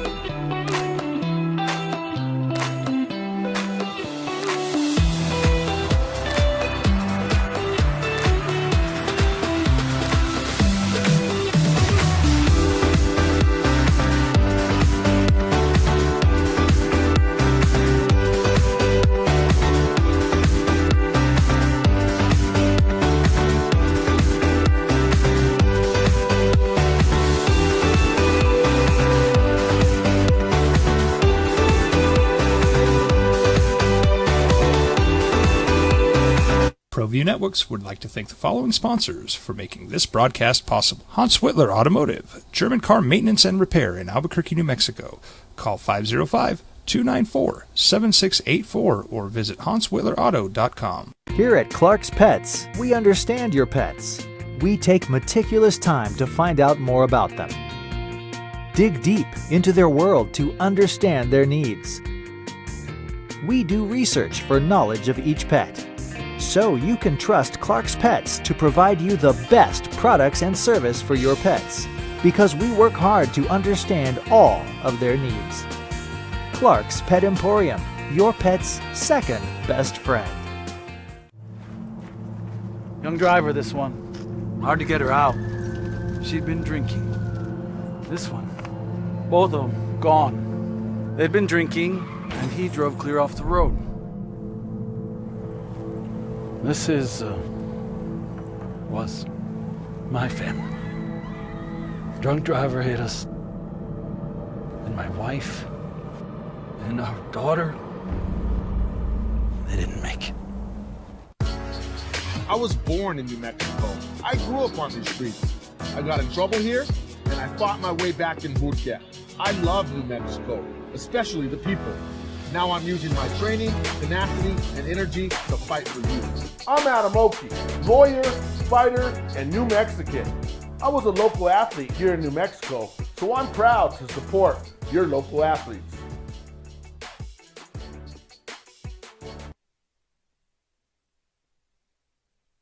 You want to talk about atmospheres? Everything was great about that. Did you stay up late and watch Arizona give USC all they want? Man. SC won again and dropped again in the rankings. 3 overtimes, 43-41. They win when it goes to 2-point conversions. And they win again. So that's what you have as you're watching the college football go. Alabama held on. The Georgia Tech Miami thing was insanity at the end. When I sat around and watched, I didn't feel well Saturday, so I just sat around. I went out to watch cross country in the morning, and then, by the way, great race, Metro Championships. All I did was watch college football. It was insane, and the atmospheres everywhere were great. Louisville, did I call Louisville when Jerry Palm was on? Oh, you weren't here. When Jerry Palm was on last week, did I say Louisville is going to get Notre Dame? Notre Dame's got a trap game coming up. Those 2 big ones going to Louisville. I'll have to play back the tape. Yeah, please do. I will. Please do. Which one stuck out for you? By the way, Louisville won that game.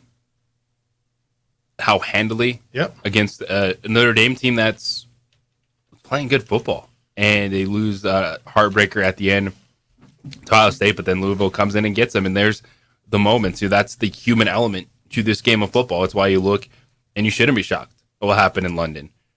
early in the morning on Sunday. Like, you can see these things, and it's how do you respond? How do you handle it? And Notre Dame wasn't able to. Yeah.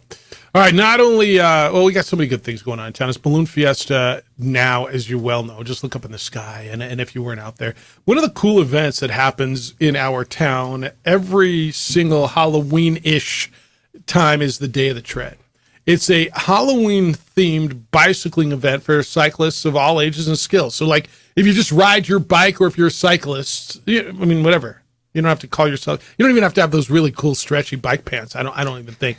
Mark Gundlach is here. It's good to say. I mean, what are you a week late on us? It's good to see you, by the way. Thanks for finally coming by. I couldn't get my spandex off. The guys in spandex. I got stuck in the spandex. Yeah. What's going on? It's good to see you. Oh, it's good to see you too. Hey, you can move that thing a little closer. You can go to the end and move. I mean, however makes you comfortable. Spin it around. I want you to be comfortable. You know, when Clark walks you in, like literally as they're playing our intro music to come back in, it's hard to set you up like that. So, it's always fun to come back and see you guys. Here, I'll help you. Yeah, there you go. Stretch that thing out. You can touch it. The technology is beyond me. All right, so this is a big deal, and what you've got going and why you've got it going, and just watching this thing grow has been really cool. Thanks, Jeff. It's the 17th year. You had more hair when I first came in here back then. I did. Yeah, a little bit more. A little bit. Look at. But look at you guys with quaffs. You talk a whole lot of junk, right? Yeah. But can you believe? 17 years, and we just keep growing, and we're grateful for the support from the community. We've got riders from over 30 states. Is that right? Yeah. We're adding. When you started, what was it? Just like local people from the South Valley? I remember Northeast the first. We started at the Embassy Suites, and we had like 220 riders. And I think we donated $1,000, to Carrie Tingley. We're still with Carrie Tingley, and they've got that adaptive team. And this all started because kids are couch potatoes, and they're just not moving these days. So connecting kids with movement and activity around music and dressing up seems to be a pretty good recipe. All right, here's what we're doing. It's Saturday, October 28th. The start finishes on 20th Street, not in the Sawmill District. And if you're in this and you're part of it, you get to enjoy a post-event celebration at Sawmill. Sawmill Market, as you know, is a wonderful food hall, celebrates culinary traditions and emerging trends and everything. You've got the option to try the inaugural Day of the Tread Bone Shaker Gravel Grinder. Is that your? Yeah, Boski Bone Shaker, yeah. Kids, they don't like to get on the road, but they love to be on trails. And the city of Albuquerque, Parks and Rec, we're partnering with them, and it's a pristine area, but we have the first annual, and it's 37 miles. 17, and 34? 34 miles, yeah. 34, yeah. Right. So we're feeling pretty cool about that. Here's my favorite part of what you did. It's approximately 62.35% paved and approximately 37.64 dirt. Pretty impressive, the hundredths. At that point, it's kind of exact. I don't think it's approximate. Yeah. That GPS, Strava, and all that stuff works these days. In the old days, you used to ride a bike out there with like a tape measure on the back of it. It was that's right. But this is going to be fun. It's an emerging deal nationally, and we have a whole weekend. In fact, on Saturday we do that, and then Old Town's doing a big festival all week, as they should. Yeah, and celebrating. All right, so you could choose from riding, and look, here's your deal, man. If you just go out and ride your bike, right? You just put on a pair. You can put on a pair of jeans or whatever, man. Everybody's in costume for this one, but you can go 7 miles or 12 miles or 18, 23, 47, 61, 100 miles. The event benefits for all the registered cyclists are you get the T-shirt and you get themed recharge stations every 7 to 12 miles. And there's live music and there's you got the first aid and traffic control along the routes and all kinds of stuff. What's that? I have a medal for you. No. Yeah. 100 mile finisher.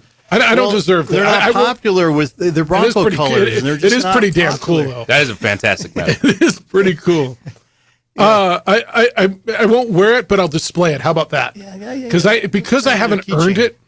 Can we hang it? Absolutely. We don't really have anything for our. I'm going to put it back here, right off of there. All right. All right. How do people sign up?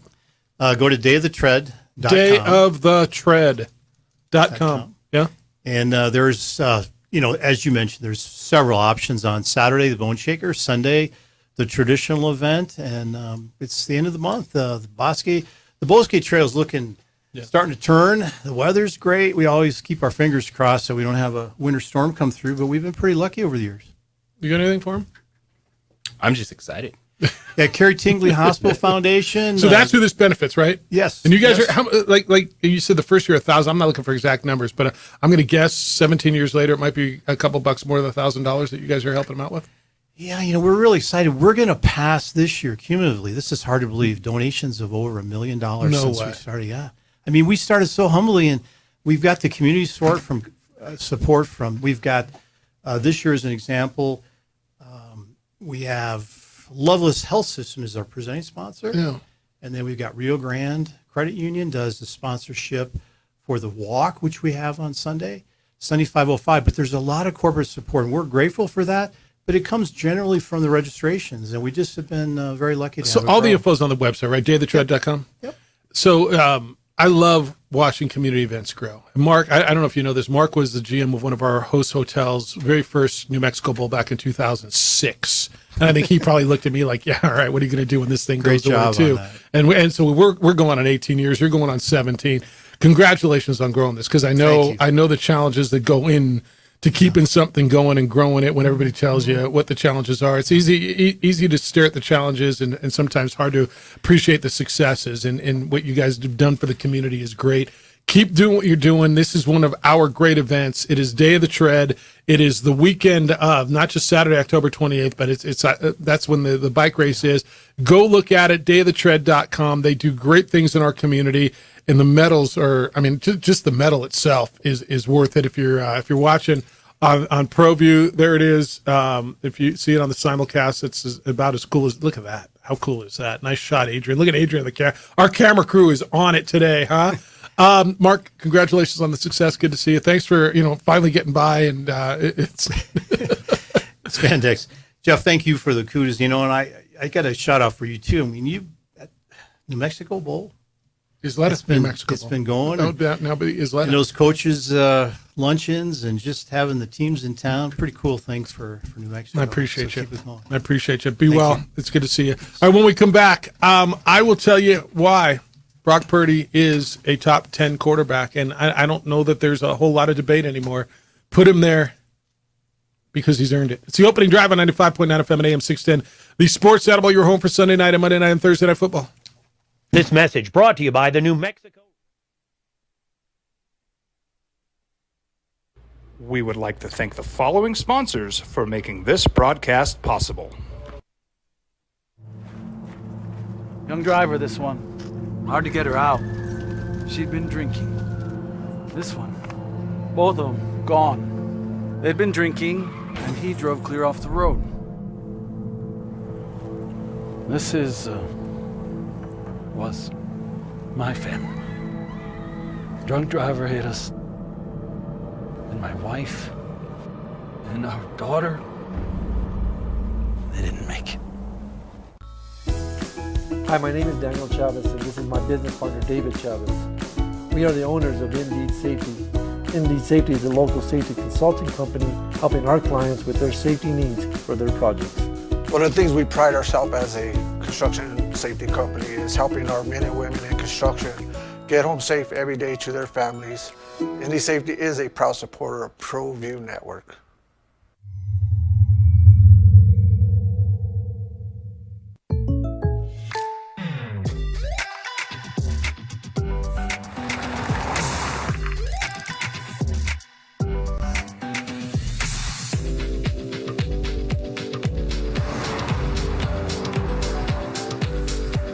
For your surprisingly great rates, contact your local State Farm agent today.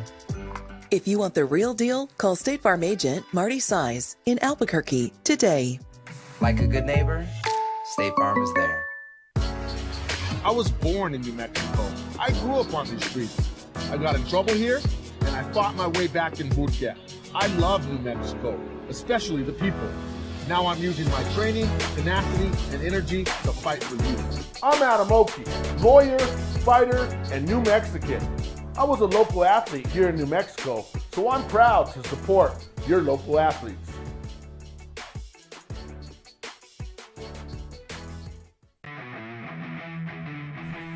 Rosendo Najar here, president of Carpenters Local 1319. Juan Junior Gonzalez, warden of Local 1319. Some people have a misconception about what a carpenter does. The carpentry trade entails more than just woodworking or building houses.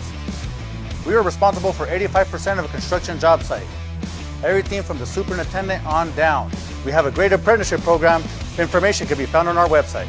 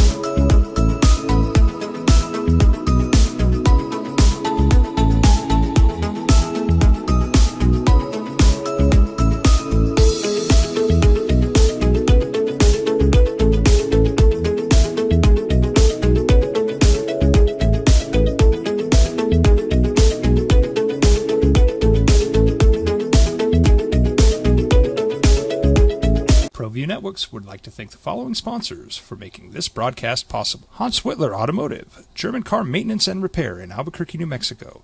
Call 505-294-7684 or visit HansWhitlerAuto.com.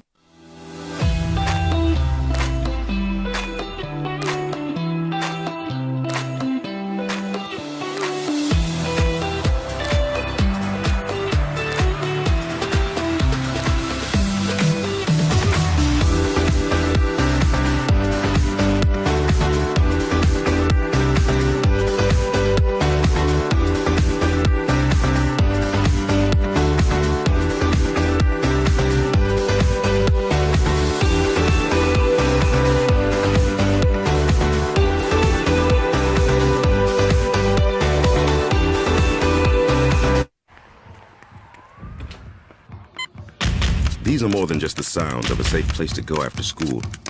These are the sounds of interest being ignited and of mentors making an impact. At Boys and Girls Clubs, we don't do just one thing. We do whatever it takes to meet the needs of every kid who comes through those doors. Because whatever it takes is what it takes to build great futures. Great futures start here. Hi, I'm Steve Stucker here for Dr. Robert Melendez and the Juliet Eye Institute. You may remember me like this, but no more. The glasses are gone. I tossed them months ago because of a brand new procedure from Dr. Melendez known as RLE, Refractive Lens Exchange. The latest technology, the best eyesight I've ever had in my life, and you can check it out by clicking on the link in the description right here. We would like to thank the following sponsors for making this broadcast possible. Evergard Roofing and Solar. For nearly 20 years, Evergard Roofing and Solar has been working with New Mexicans to enhance their homes and businesses. For all your roofing and solar needs in New Mexico, call 505-821-9543. I was born in New Mexico. I grew up on these streets. I got in trouble here, and I fought my way back in boot camp. I love New Mexico, especially the people. Now I'm using my training, tenacity, and energy to fight for you. I'm Adam Oki, lawyer, fighter, and New Mexican. I was a local athlete here in New Mexico, so I'm proud to support your local athletes.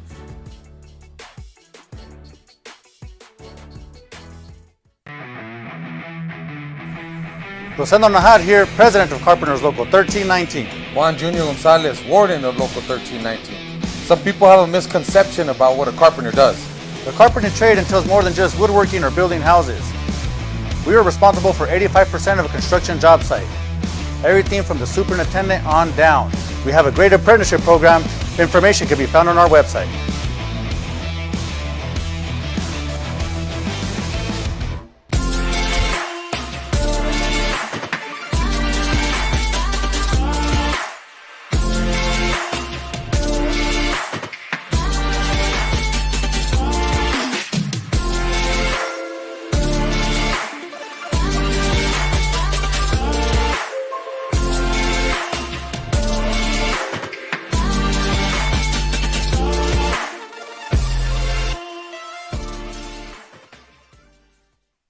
These days, it's important to know people and businesses you can trust. There's a lot of places where you can buy a vehicle, but there's only a few local dealerships where you'll find honest people who have your best interests in mind. And Fiesta Kia is one of them. We've been helping our neighbors save money and drive dependable cars for years, and we'd love to help you. With new Kias arriving daily, you'll love our selection and the peace of mind you'll get driving a Kia from Fiesta. So stop by and see us today at Fiesta Kia on Lomas, or just start driving now at fiestakia.com.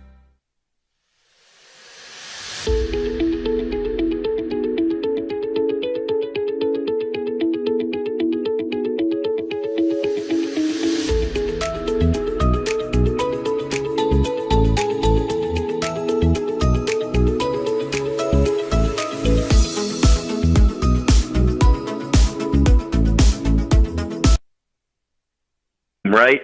You get up Saturday. I went to Vintage 423. My buddy hosts a party for the First Mass Ascension. You're sitting there sipping Bloody Marys, get done, watch college football all day, and I spent yesterday down at the Butte. New Mexico is a wonderful place to live, and we need to start saying that to anybody who will listen. That's right. Good living. All right, man. No, appreciate you. Thanks, Rudy. Take care. See you. I had. I think I told you this last week. I had a buddy in from Nashville, runs the Music City Bowl, JJ. We were with them the other day, and they're like, "This place is gorgeous." They went up in a balloon. They went to Fiesta. They went up to Santa Fe. They toured Albuquerque. They're like, "Wow, yes, we got a pretty special place." You know, we love. What were you just telling me during the commercial break? When the commercial started, Albuquerque is a dangerous, whatever. We need to. You're right. You said it during the break, right? We need to start realizing some of the great things we have. Look around, whether it's Day of the Tread, whether it's Balloon Fiesta, whether it's a bowl game, whether it's a soccer team that's battling for a playoff spot, whatever it is, right? The mountains, the weather, the golf. I mean, dude, this place there's so many good things, and there's things we got to fix, just like everywhere. Like I told my buddy in Nashville. Well, I mean, you guys probably have crime too. He's like, oh yeah, yeah. They just don't celebrate it like we do. No, am I wrong when I say it that way? When you put it that way, that's kind of the feeling I got during the last commercial break. Yeah, and I can't keep telling people to show up for something if they're not getting something out of it. As the microphone just crashes down. Gunlock broke the Day of the Tread guy broke the mic. Yeah, all right, now it's hanging. We'll get that later. I'll be there on Saturday at University Stadium. Yeah, and football's got to do their part. Everybody understands that. I don't know, man. We got a pretty good spot, and let's appreciate it. All right, do I have time to? Let's do this. I told you going in, I think Brock Purdy is a top 10 quarterback. Now you're going to tell me, Jeff, he's only 9-0. He's made 9 starts. How can you tell me he's a top 10 quarterback? Because my eyes tell me that. What are you looking at me? You tell me 10. You tell me 10? 10. All right, I got 7 dudes that I would put ahead of him. Okay? 7. And then we can have a conversation about others. Mahomes, Burrow, Allen, Tua, Trevor Lawrence, Josh Herbert, Jalen Hurts. Okay? 7. Question marks on Lamar, on Goff. I'll end the conversation with these. I will take Brock Purdy over Dak, Kirk Cousins, Deshaun Watson, Matthew Stafford, Derek Carr, Daniel Jones. What are the other? That's 7, 8, 9. So who are the other 2 you're putting above him, aside from the 7 I gave you? You putting Goff ahead of him? Yes. Okay, he's on my question mark list. Mm-hmm. Geno and Lamar. You're right. He's Goff. Right there. Yeah.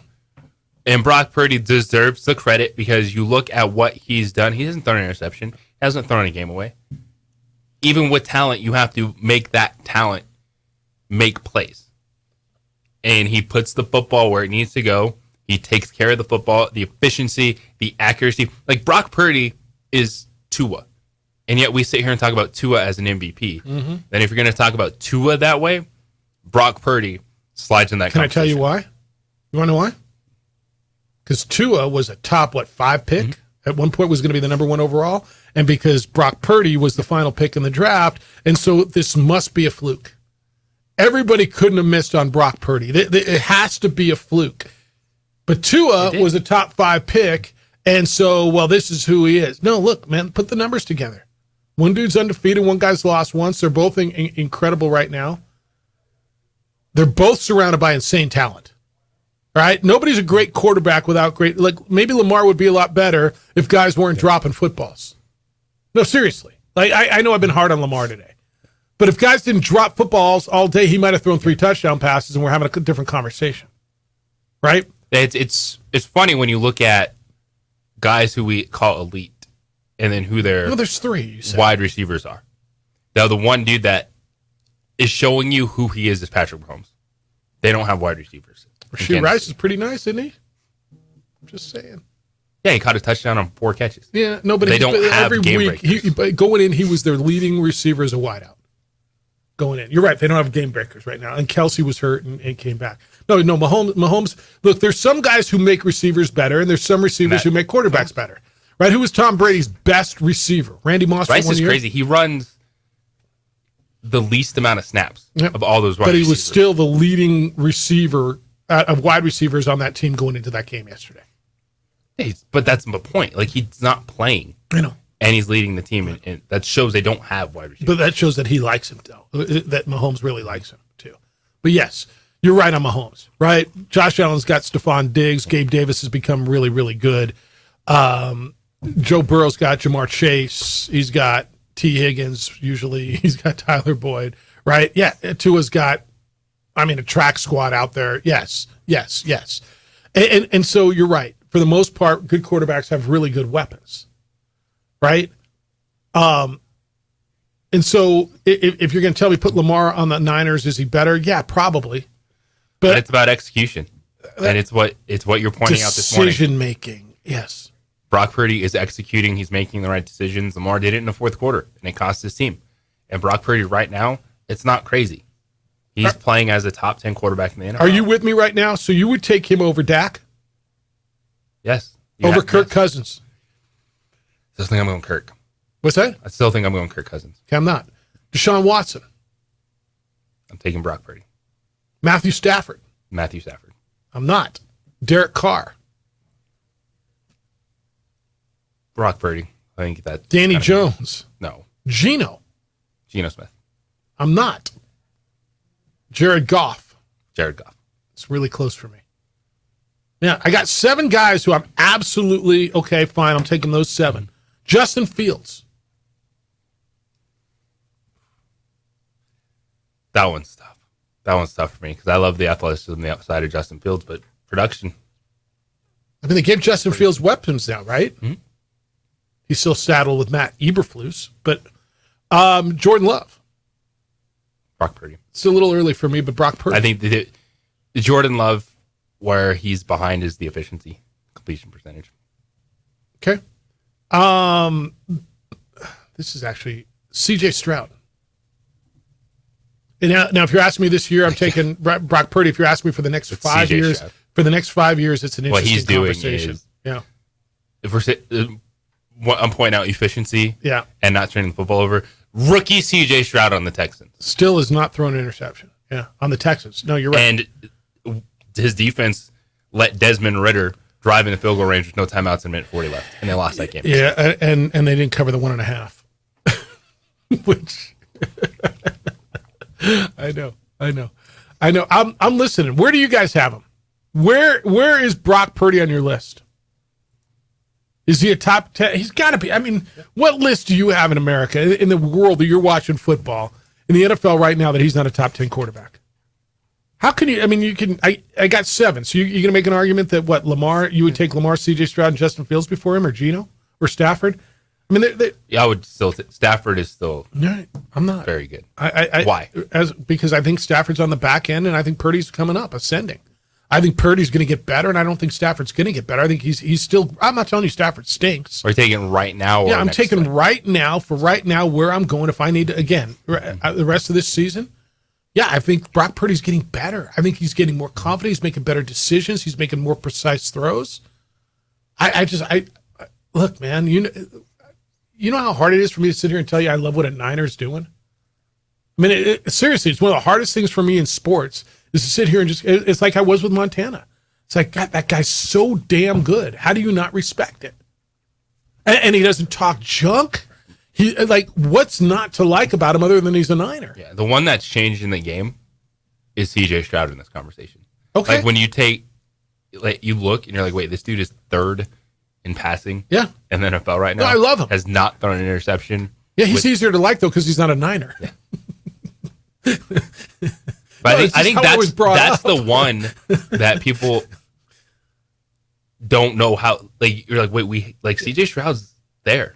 Like the way we're framing this 100%. conversation. Yes, you are. You're right. He is there. Yeah, you're right. He might be top 10, dude. Yeah. All right, let's have that conversation. Well, CJ Stroud instead of who? We can do that when we come back. 505-246-0610. Because it's CJ now. I mean, he's top 15, but where is he? All right. What are you doing about your vehicle? Like at some point, you got company coming. You got the holidays coming. Call On the Spot Automotive. Do this for yourself. Don't do this for me. This is one of those where I've got people who've who was in here the other day said I've had On the Spot come in twice and take care of my vehicle. They do a great job. Yes, they do. Remember when Paul Weir was sitting here? He's like, wait, I was telling you about this. It's like, what's their number? Did I say a bad word? I can't say that. Your face. and he's like, I got to get that done. Yes, you do. On the Spot Automotive Detailing is great. They come to you and detail your vehicle inside and outside and under the hood and around the rims and under the seats, like stuff that you didn't even know was there. They put in this little box and you're like, where'd that go? Oh, I lost that months ago. Yes. It's like the day you took it off the lot. It is one of your biggest investments. Call On the Spot Automotive Detailing and have them take care of it for you. Get your car professionally detailed. You can get a fresh coat of wax or even ceramic coating, which is the best way to protect your car. And On the Spot offers a 10% discount to our military and to teachers. Call them. This is a great gift, by the way. A great gift. 505-859-2859. 505-859-2859. Or you can schedule online at otsdetailing.com. This report is sponsored by Blindster.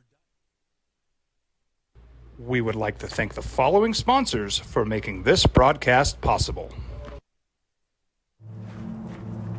Young driver, this one. Hard to get her out. She'd been drinking. This one. Both of them gone. They'd been drinking, and he drove clear off the road. This was my family. Drunk driver hit us. And my wife and our daughter, they didn't make it.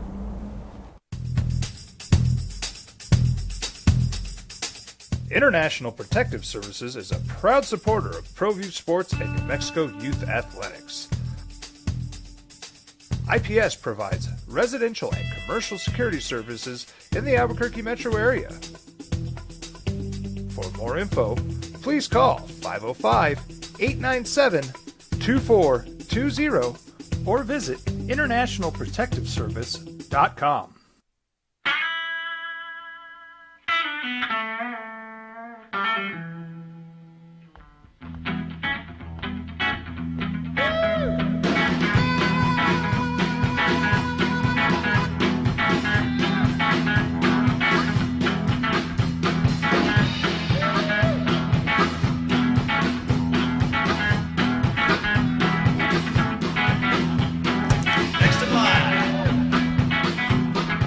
Rudy's is a proud supporter of ProView Networks. Don't sacrifice quality and flavor when you're in a hurry. Golden Pride offers ribs, fried chicken, red and green chili breakfast burritos, and Frontier Sweet Rolls. 4 great locations, or visit us online at goldenprideabq.com. Golden Pride Barbecue Chicken and Ribs are proud supporters of ProView Sports. Well, I'm going to the frontier, walk up to the cashier, order up a root beer and a number 1. Cover it with green stuff, 1 scoop is not enough. Find a booth is real tough, back by the Duke. Meet my family, meet my friends in the quirkiest restaurant I have ever been. All of Albuquerque's favorite spot, it's the Frontier Restaurant. The Frontier Restaurant is a proud supporter of ProView Networks. Hi, my name is Daniel Chavez, and this is my business partner, David Chavez. We are the owners of Indeed Safety. Indeed Safety is a local safety consulting company helping our clients with their safety needs for their projects. One of the things we pride ourselves as a construction safety company is helping our men and women in construction get home safe every day to their families. Indeed Safety is a proud supporter of ProView Network.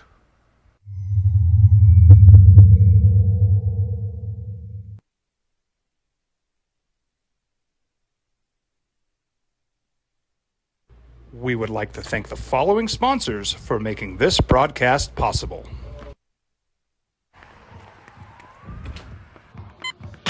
These are more than just the sounds of a safe place to go after school.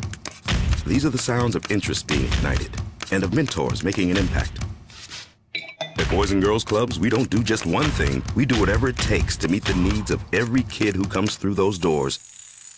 Because whatever it takes is what it takes to build great futures. Great futures start here.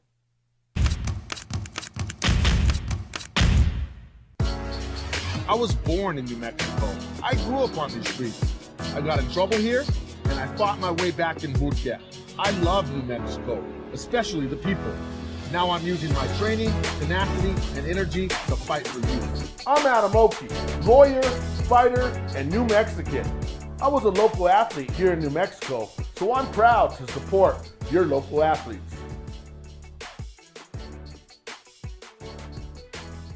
For 50 years, Clark's Pet Emporium has been your pet's favorite stop. I am Michael Azera, midfielder for New Mexico United. Clark's support for the United is an example of their commitment to local partnerships. Clark's understands that paying it forward develops a better team and ultimately better community partner.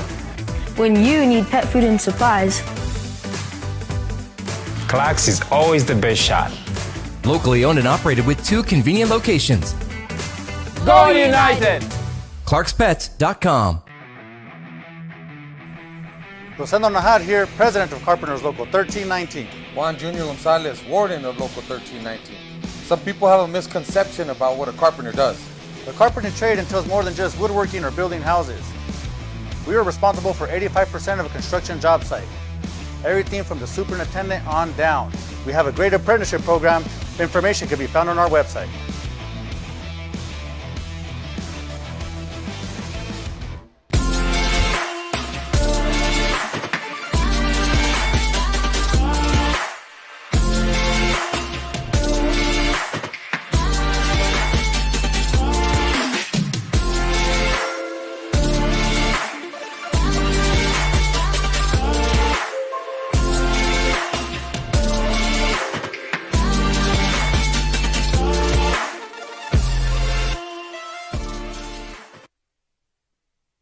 I'll bite on the conversation.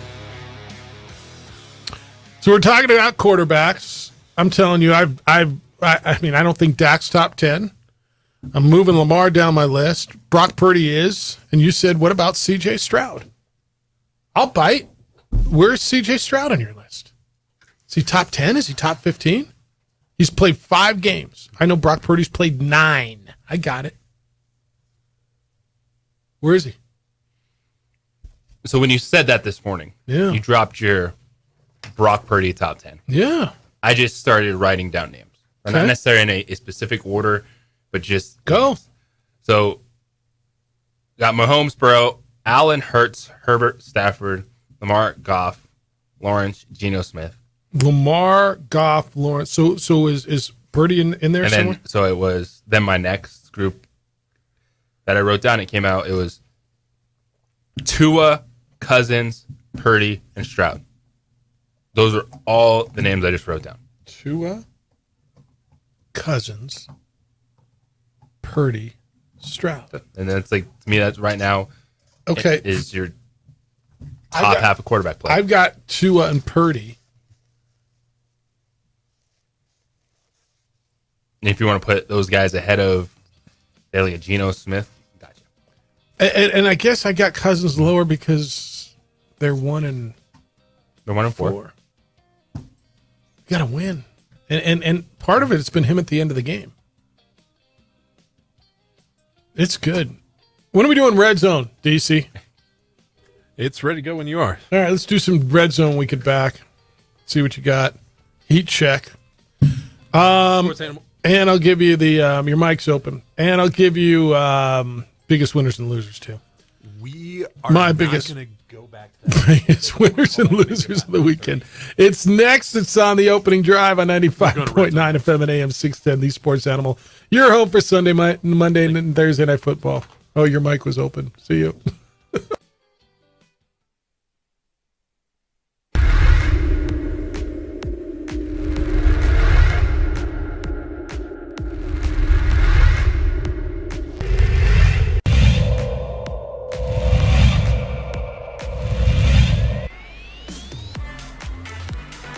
Olivas going to the corner of the end zone. Nice grab there by Josh Jackson, and that's going to be a touchdown, El Dorado.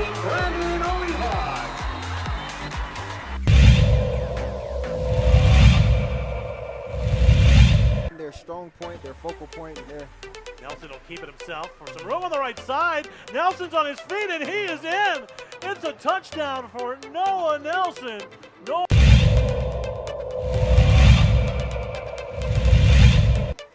Sliding, they slid on it going out there. Linebacker, they're going for the big gutter play. How did he hold on to that? Ethan Olguin. My goodness, a 32-yard bomb.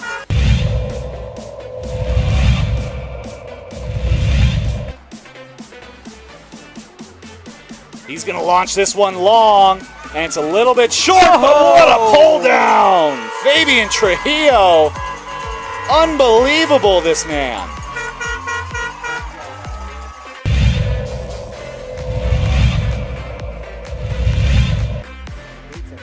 Dyer, back to pass. Pressure, he gets out of it nicely. On the sideline, got an open man. It's Labrana. Cheeto made one miss. Cuts back up the middle. Another cut to the right, and he's all the way down at the 10-yard line. Is that Sweet Pete Jr.? Right? That's Sweet Pete Jr. right What there. a move there by Cheeto Labrera.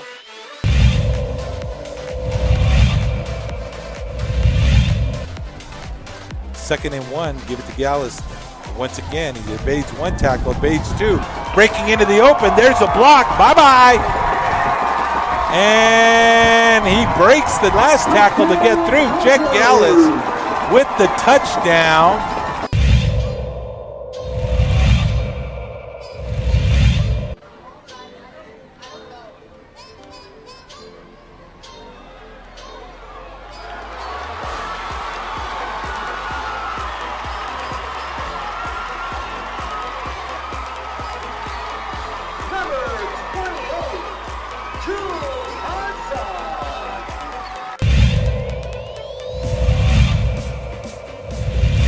Happy with his defense so far.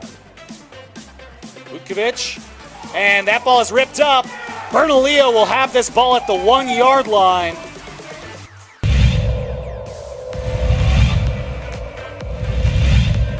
That's the extra yards for Cheeto. Dyer quickly, it's batted into the air, and it is picked off. Rams football as Rio Rancho finally gets the turnover they need as it's tipped into the waiting arms of Vincente Tafoya. Ryan Brown had punched it into the air and allowed Tafoya to come away with it. Let's see if Nelson can make it pay. Right No! LaCueva gets it back on another tip drill. It falls into the waiting arms of the senior Luke Ryder.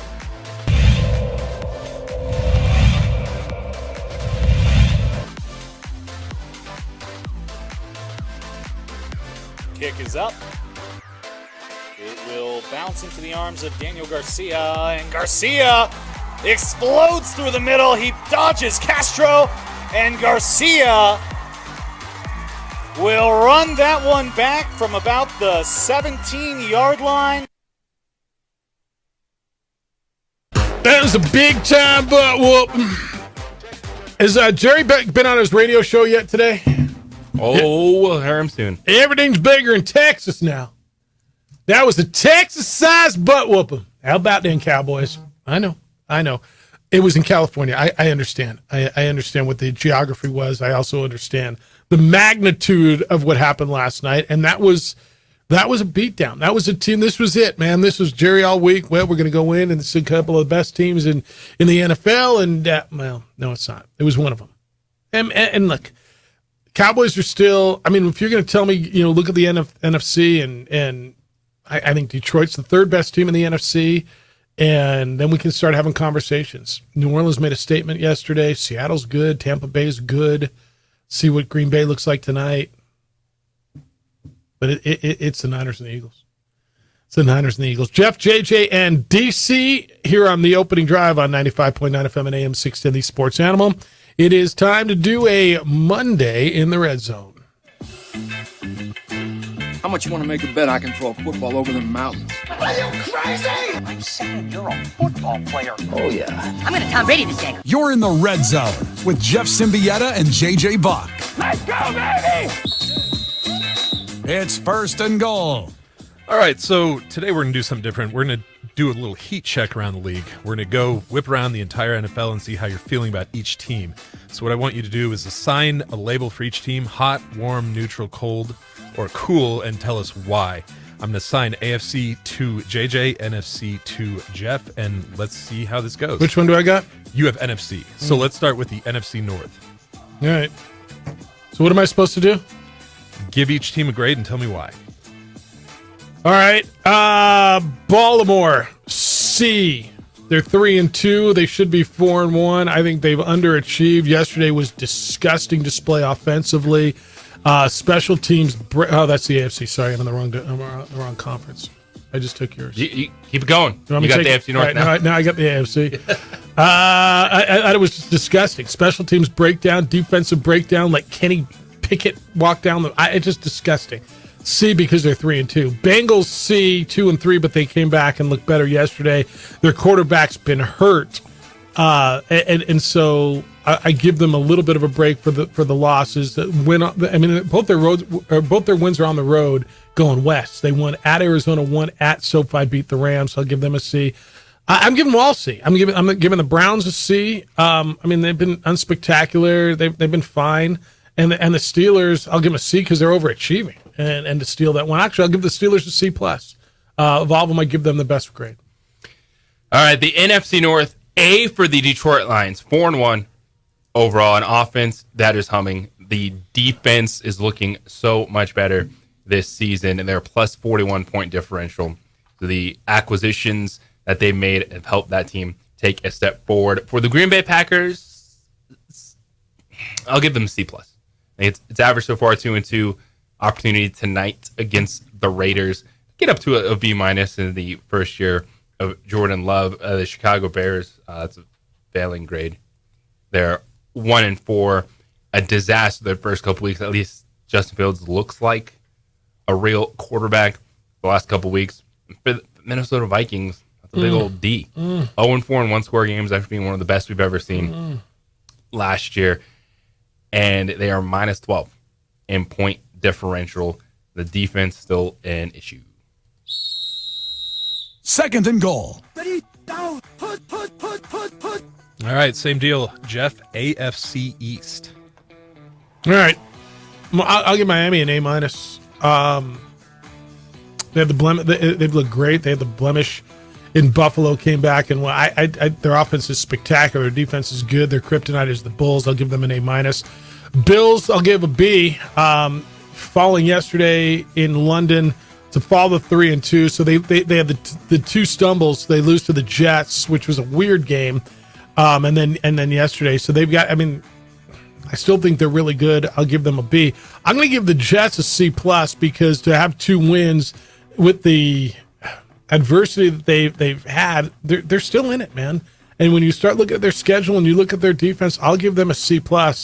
And the Patriots are a D-. Yesterday's debacle was disgusting. Not just offensively, but defensively. They did have a win over the Jets, which keeps them off the fail line. So they did win a game, but D- for them. We got the NFC East. For me, Philadelphia Eagles, A. They're 5-0.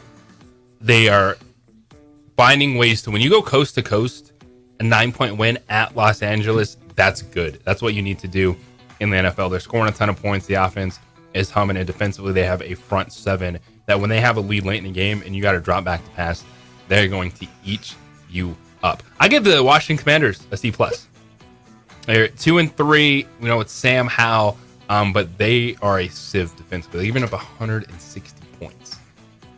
That's a team that you always look at and say, oh, they have a pretty good defense. Oh, their defense is pretty good. Well, they're minus 51 in point differential. The Dallas Cowboys, with the way they took a beatdown, that's a C- on the verge of a D.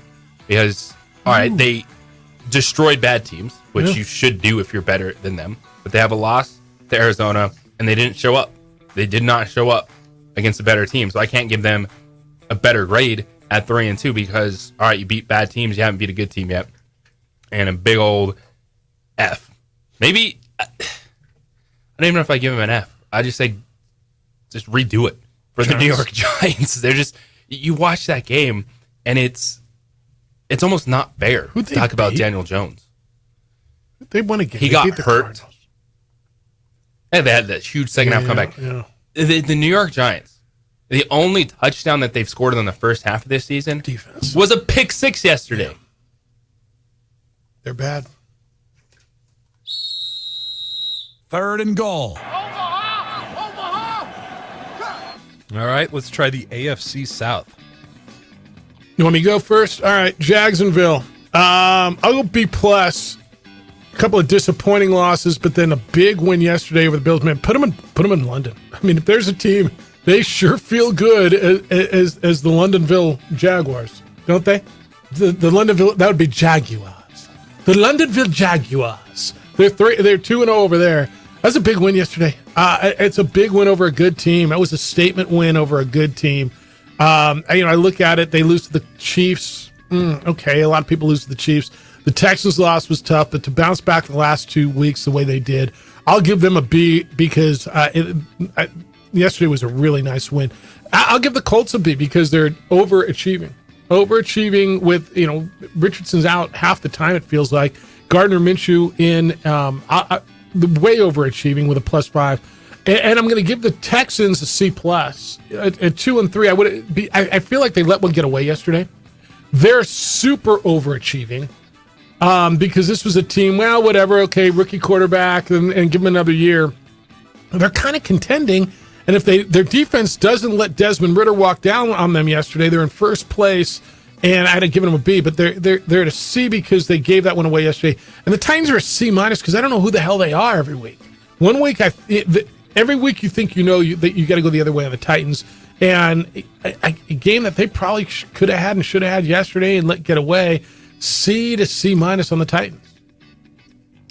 NFC South, Tampa Bay Buccaneers, B+. A 3-1 start with Baker Mayfield. Defensively, they're doing really good on the season. Only 68 points against, and of course that number was a little bit different because they had a bye week, but still going in to week 5 next week against the Detroit Lions.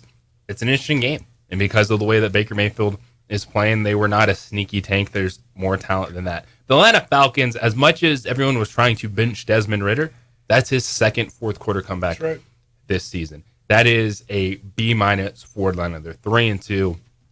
Arthur Smith is put a plan together that makes this team competitive, allows them to be in close games and to win games. And same thing for the New Orleans Saints. They're a B for me. The defense has looked good. They've only given up 76 points. Derek Carr took a huge step. He went from not being able to throw a football last week, averaging 3.4 yards per pass, was up to 7, was efficient, threw the football to 10 different wide receivers. That's a B for me. I'm very pleased with how competitive those teams have been atop the NFC South. And then it's a D for the Carolina Panthers. They're going through the growing pains of a rookie quarterback, Bryce Young, who's now already 5 games in. He's missed one. We saw Andy Dalton play against Seattle, and that was a competitive game for the Panthers. But you're in a place where you're 4 games into Bryce Young, and everyone is already saying you made the wrong choice. It's because the other guy looks so good. 4th and goal. Did I stutter? Beer me. All right, finally, the AFC West. Give the Chiefs an A. I know they lost the opener by a point, right? The Lions, they still look good. I'm giving them an A. Chargers, I'm going to give a B. You know why? Because as much as they've tried to give games away, the other team's giving games away more. And at 2-2 and to come back and win the last two, I mean, reluctantly, I'll give them a B. Because there they are sitting at 2-2 on a 2-game winning streak. And, I mean, as much as they tried to give the Vikings a game, and who they play the next guy, the Raiders. They made plays. Raiders are a D. Raiders beat the Broncos. Good for you. Raiders, disgusting loss to the Chargers last week. They're at the 3-yard line and they throw that. I mean, it's the kind of stuff you just scratch your head. Mario Cristobal stuff. Like, what are you doing? And the Broncos are a failure. Broncos are an F. Okay, they beat the Bears. Like, good for you. They're just F. What? It's so true. You got a different grade for him? No. Tell me what you got. Can I hold them back a grade? Can I make them retake? Yeah, they got to go retake Nathaniel Hackett's class. That is so good. Yeah. NFC West, A+ San Francisco 49ers, best team in football. I don't need to explain much more. Seattle Seahawks, B, 2-0 on the road, 3-1 on the season, plus 20-point differential, surviving games without offensive tackles. Like, that's a sign of a good football team. Los Angeles Rams, I am pleasantly surprised. And yes, they're 2-3, but I am giving them a B-. Life with Matthew Stafford. Cooper Kupp is healthy. They're going to be competitive the rest of the season. And a big old C for the Arizona Cardinals.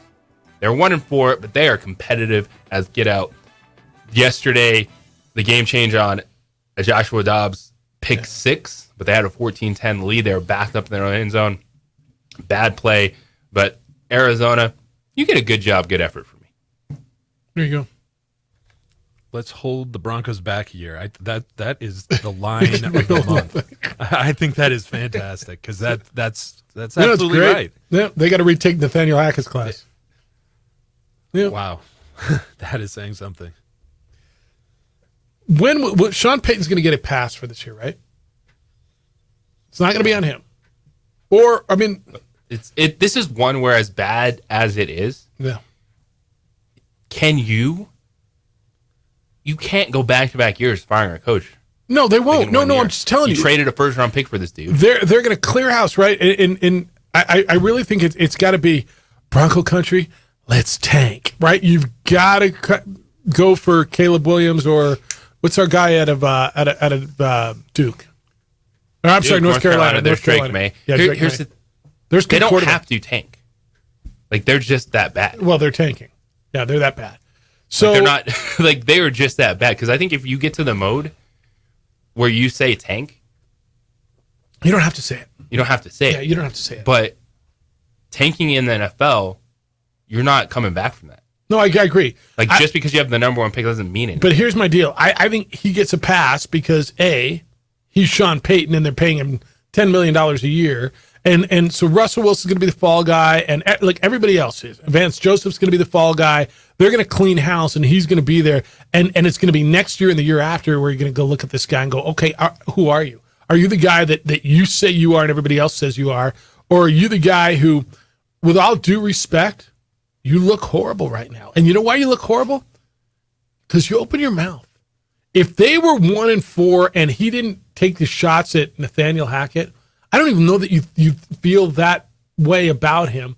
All right, they just got a bad team. But because he popped off about how crappy the guy was before him, and with all due respect, this team looks worse than last year's. Last year's was in games and found creative ways to lose. Remember that Monday night game? Was it Seattle? Right? Remember the way they were losing games? You're like, okay, coach is just blowing this thing. Like, they're not even that. They're not in those. They're not that competitive.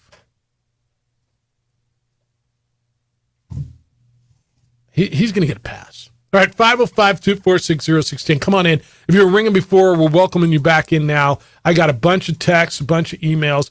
I got winners and losers from the weekend. Biggest winners, biggest losers, and the three for all results next on the opening drive on 95.9 FM and AM 610, the Sports Animal.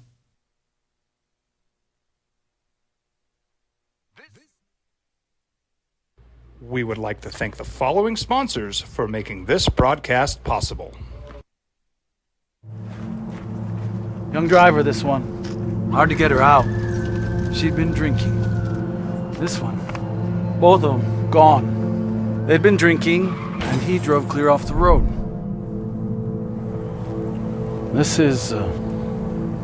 was my family. Drunk driver hit us. And my wife and our daughter, they didn't make it. We here at Clark's Pet Emporium welcome you to bring in your pets. We know that having your pet with you makes the experience of shopping for them even better.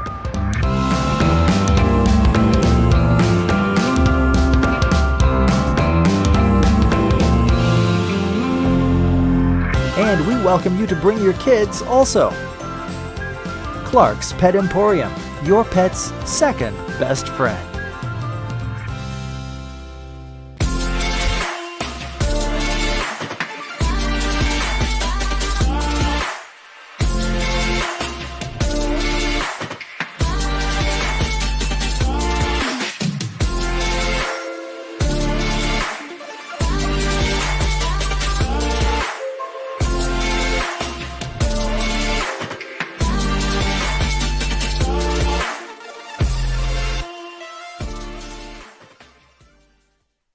These days, it's important to know people and businesses you can trust. There's a lot of places where you can buy a vehicle, but there's only a few local dealerships where you'll find honest people who have your best interests in mind.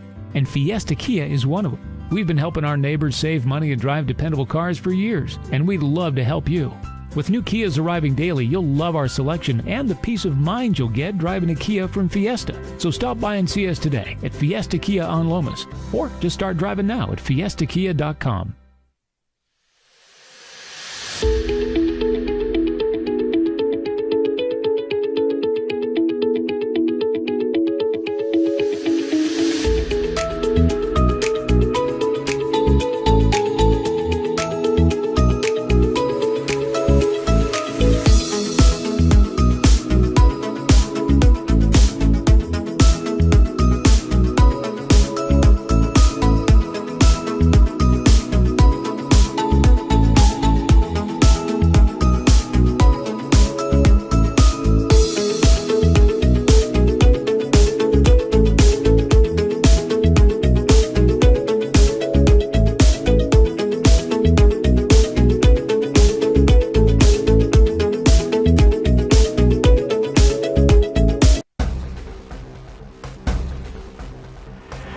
Burglary takes place in the United States approximately every 15 seconds.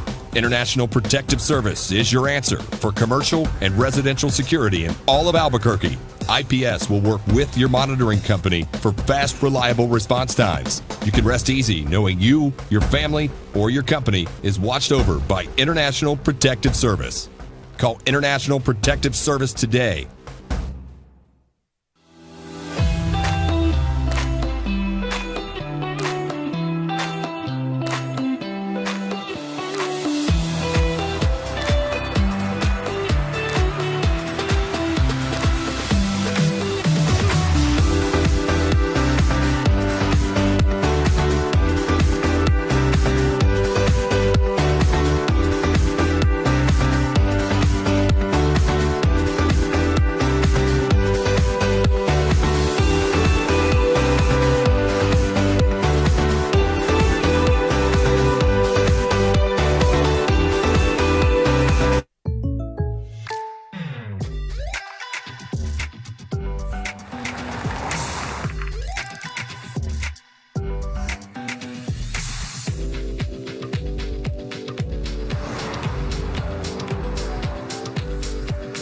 Your surprisingly great rates? Contact your local State Farm agent today.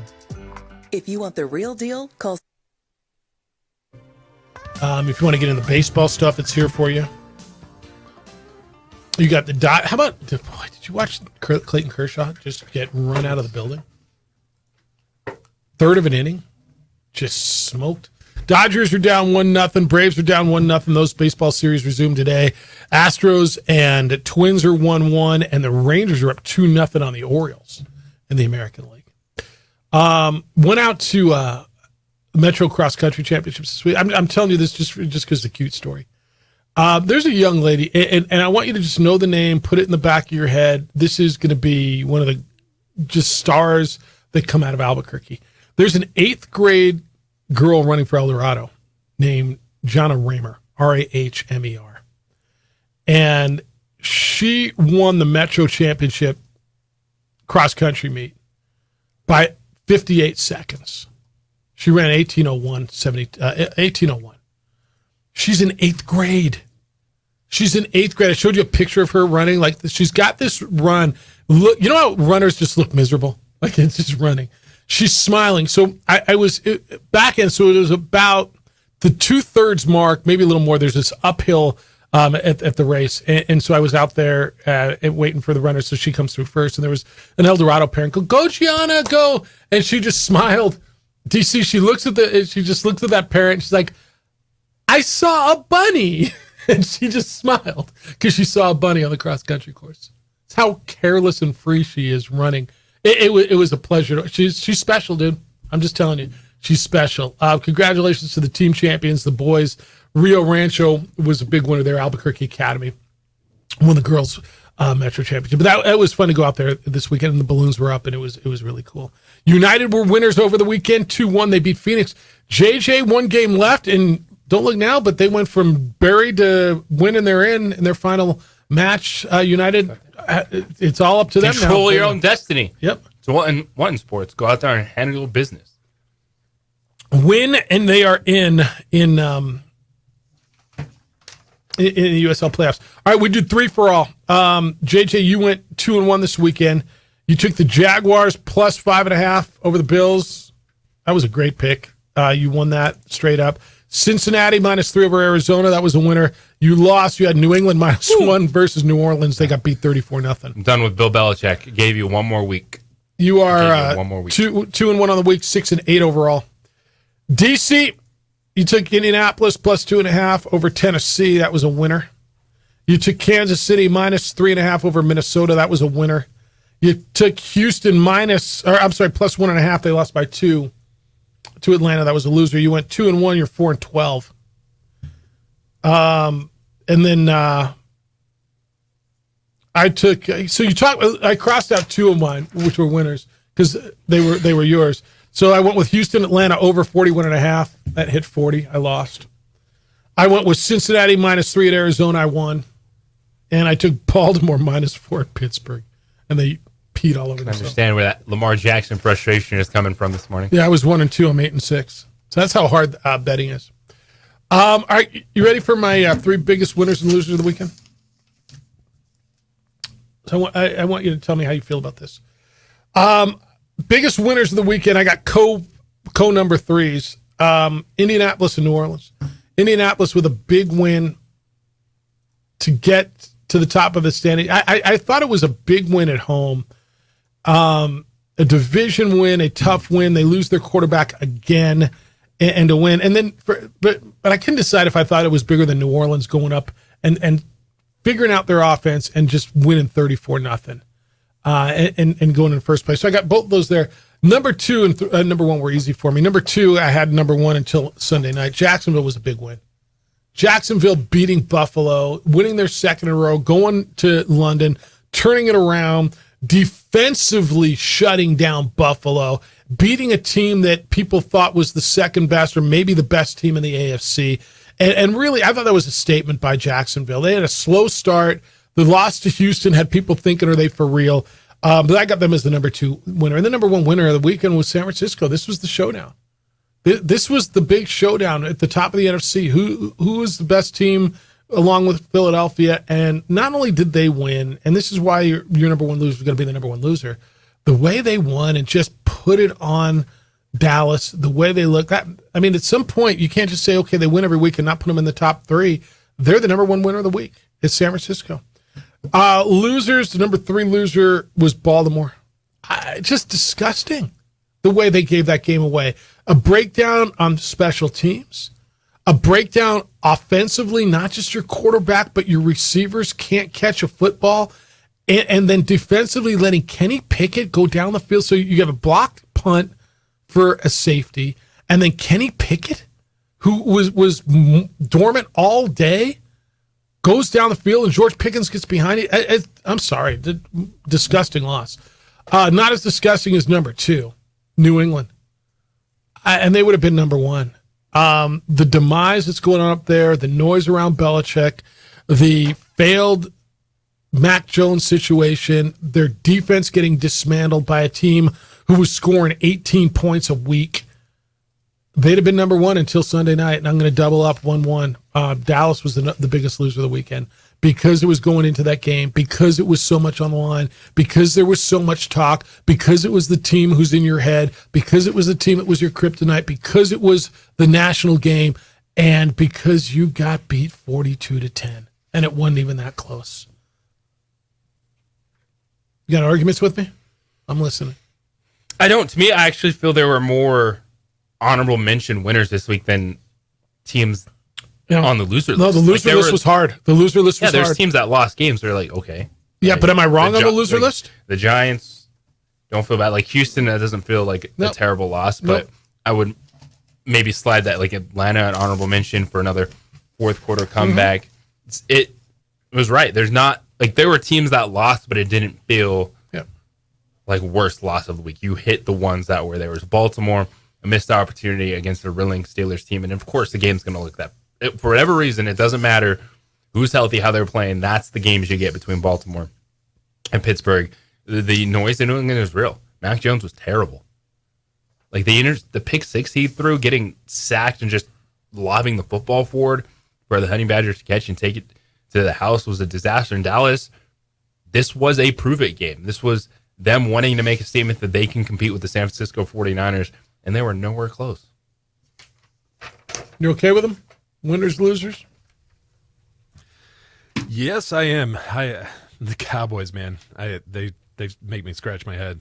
I sometimes think they're the best team. Sometimes I think they have no chance. So that's winners and losers make sense to me this week. Omar Zinni's a big Cowboy fan. Jeff, there are a lot of mediocre clubs in the NFL, and our quarterback is good enough to beat him, but I don't know how much more Coach Jones needs to see. We're not getting to the bowl with what we're starting under center right now. I'm ashamed and embarrassed. It's Omar. Okay. It's bad.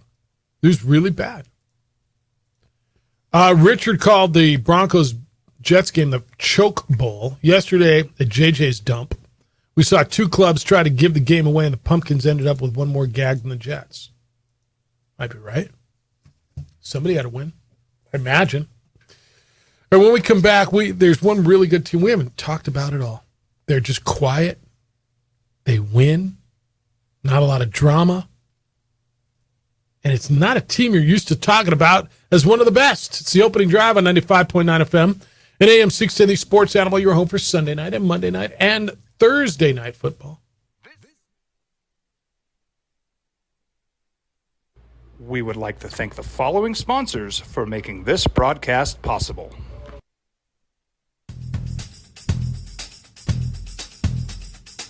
International Protective Services is a proud supporter of ProView Sports and New Mexico Youth Athletics.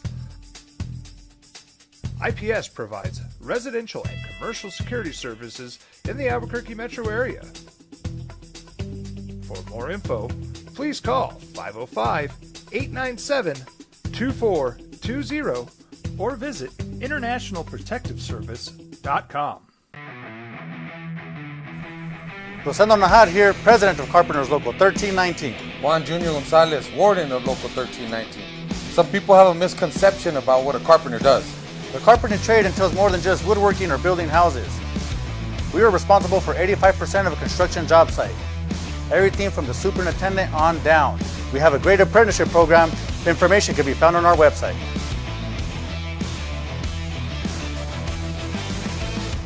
Here at Clark's Pets, we understand your pets.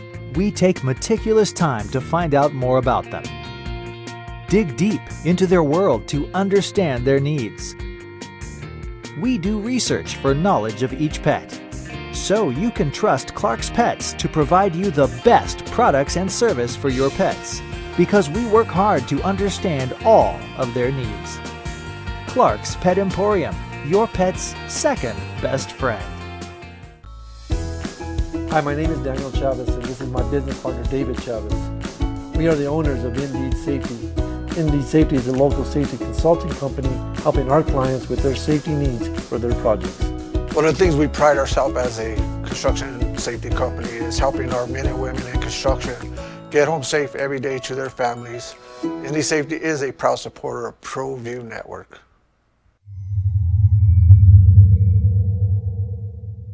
Hi, I'm Steve Stunker here for Dr. Robert Melendez and the Juliet Eye Institute. You may remember me like this, but no more. The glasses are gone. I tossed them months ago because of a brand new procedure from Dr. Melendez known as RLE, Refractive Lens Exchange. The latest technology, the best eyesight I've ever had in my life, and you can check it out by clicking on the link in the description right here. Don't sacrifice quality and flavor when you're in a hurry. Golden Pride offers ribs, fried chicken, red and green chili breakfast burritos, and frontier sweet rolls. 4 great locations, or visit us online at goldenprideabq.com. Golden Pride Barbecue Chicken and Ribs are proud supporters of ProView Sports.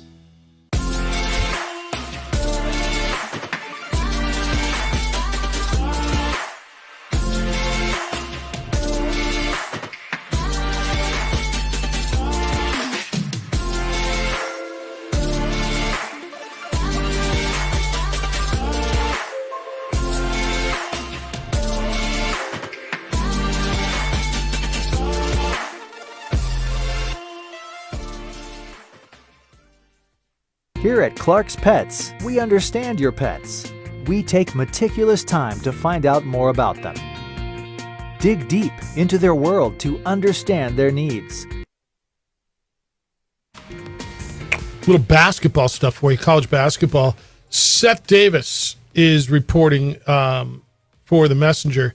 And Seth Davis is pretty good on college basketball. He said the Big 12 has resumed what he's calling high-level conference realignment talks with Gonzaga. Gonzaga and the Big 12 are in discussions about the possibility of Gonzaga joining the conference in all sports, obviously not football, perhaps as early as next year. So this renewed push is being spearheaded by the commissioner of the Big 12, Brett Yormark. And evidently Yormark presented his case for Gonzaga's inclusion during last week's Big 12 meetings in Dallas. He made that pitch during separate sessions with the league's athletic directors and presidents, and then augmented his case with a presentation deck that laid out the data and strategy behind the move. And his proposal evidently took some of the attendees by surprise because he'd publicly declared in mid-August that the Big 12's realignment conversations were done, right? That they were no longer after they added Arizona State, and Utah. This is by according to the story, the source, this is real. The Big 12 wants to see Gonzaga for next season, 24-25. The timetable would be the best case scenario because the Big 12 schools are still digesting the financial ramifications of all this. What do you think of this? It makes sense from the Big 12 standpoint, but they have been aggressive on the basketball front, and they realize there's still value. It's not college football television rights value, but still plenty of value for getting a boatload of teams in an NCAA tournament. And the back half of what that means for your television contracts and units. It also gets you that late window, doesn't it? I guess Arizona State do. Because that time of year, basketball season, Arizona State. No, Arizona State are Mountain Time Zone that time of year, right? They're Pacific Time Zone now, and then when we go to daylight, or to, what are we on now? We're on daylight savings. So we go over standard time. I think they become Mountain Time. So that gets you into that late window. It's interesting. So that's out there. All right, we haven't talked about the Lions. We got a lot of talk about the Niners, the Cowboys, the Eagles, and just quietly moving along are your Detroit Lions. And another big win yesterday. Lions are 4-1. They win 42-24 yesterday. They beat the Packers by 2 touchdowns the week before. They beat the Falcons by 2 touchdowns the week before. Their one loss is the Seahawks. They beat the Chiefs. Now, they lose a big piece in the backside. Emmanuel Mosley tore his ACL, second year in a row that he tore it. It was his first game back. He's a cornerback. They lose some pass protection. I love what I watch with the Lions, man. If you're not 4-1, the offense is humming. They took steps forward defensively this year with what they've invested in the back end and in that secondary. Playmakers. You saw the interception Hutchinson made. It's like your defensive end's making plays like that just because he's a ridiculous athlete. One-handed tap. Yep. The Lions are the real deal. Like, that's a team that, all right, if you want to say that based on not just what we've seen in previous years, but this year it's Philadelphia and San Francisco. Detroit's like, all right, we'll take our next shot. We'll be the team that can try to at least go on a run and get you thinking about them in the regular season.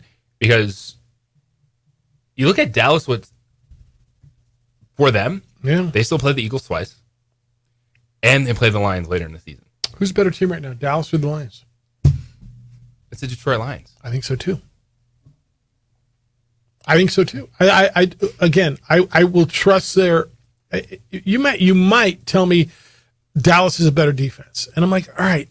So I think that's common thought, right? I don't know, man.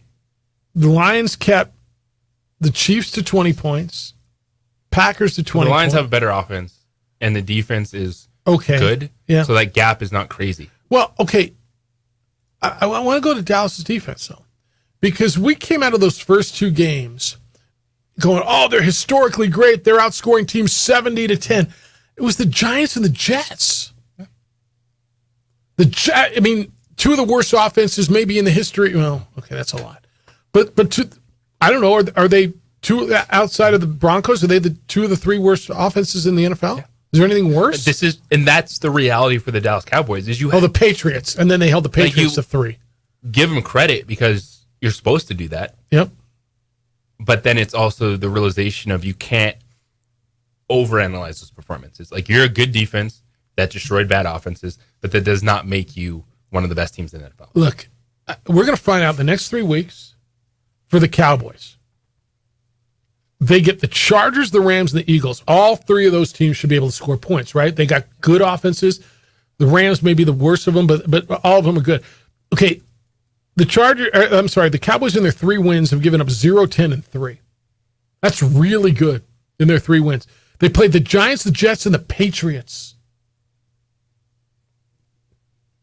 In their 2 losses, Cardinals, who, by the way, haven't won another game besides beating the Cowboys, they gave up 28 in that game to Joshua Dobbs and that juggernaut. And then the Niners put 42 on them. And I know we sat here, well, are the Cowboys the best defense in the NFL? Are they historically?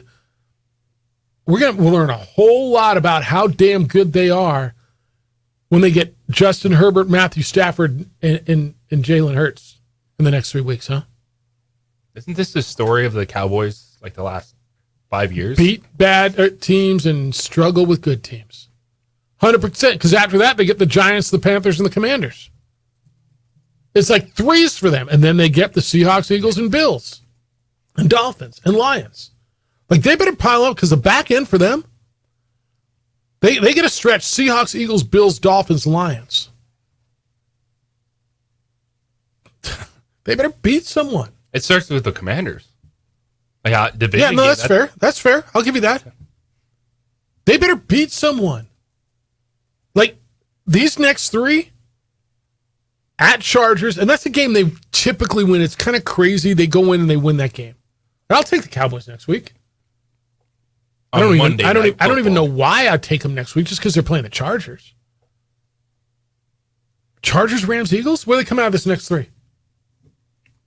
1 and 2. Will they beat the Rams at home? The other 2 are on the road? I like the Chargers, Rams, and Eagles. But they better find 3 is possible. That's absolutely what I'm telling you. Like oh my goodness, they're so great. The Giants and the Jets and the Patriots. Give me 3 worse offenses in the NFL. Give me 1 worse offense than any of those 3. You might say Broncos. Nobody. I mean, here, I'll find it. I mean, who's scoring less points? Points for. Patriots scored 55. The Jets have scored 93. I guess the Browns played 1 less game. The Raiders have played 1 less game. The Giants have scored 2. Those are 3 lowest scoring teams in the NFL. Well, but because the Cowboys shut them down, Jeff. Oh, okay. Patriots have a minus 76 scoring differential. You know what the Broncos scoring differential is? After 5 games. It's not good when you got a 70 spot on you. Minus 60, yeah. They're so bad. But they scored 121 points. I mean, it's not like the 55 the Patriots have scored. 55! 55! In 5 games, it's 11 points a freaking game. In the National Football League, and Bill Belichick's your coach. So I don't know, man. I can't get so excited over the Dallas defense because they shut down the Giants, the Jets, and the Patriots. All right, let's wrap this up. I got your correspondence is in. I'll get it to you. 505-246-0610. And everything you need to know as you go through your day on the opening drive on 95.9 FM and AM 610. The Sports Animal, your home for Sunday night and Monday night and Thursday night football. We would like to thank the following sponsors for making this broadcast possible. Young driver, this one. Hard to get her out. She'd been drinking. This one. Both of them gone. They'd been drinking, and he drove clear off the road. This was my family. Drunk driver hit us. And my wife and our daughter, they didn't make it. We here at Clark's Pet Emporium welcome you to bring in your pets. We know that having your pet with you makes the experience of shopping for them even better.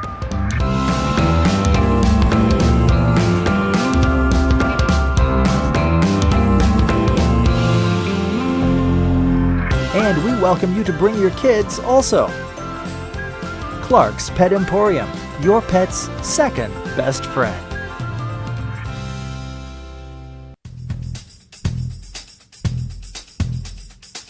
International Protective Services is a proud supporter of ProView Sports and New Mexico Youth Athletics.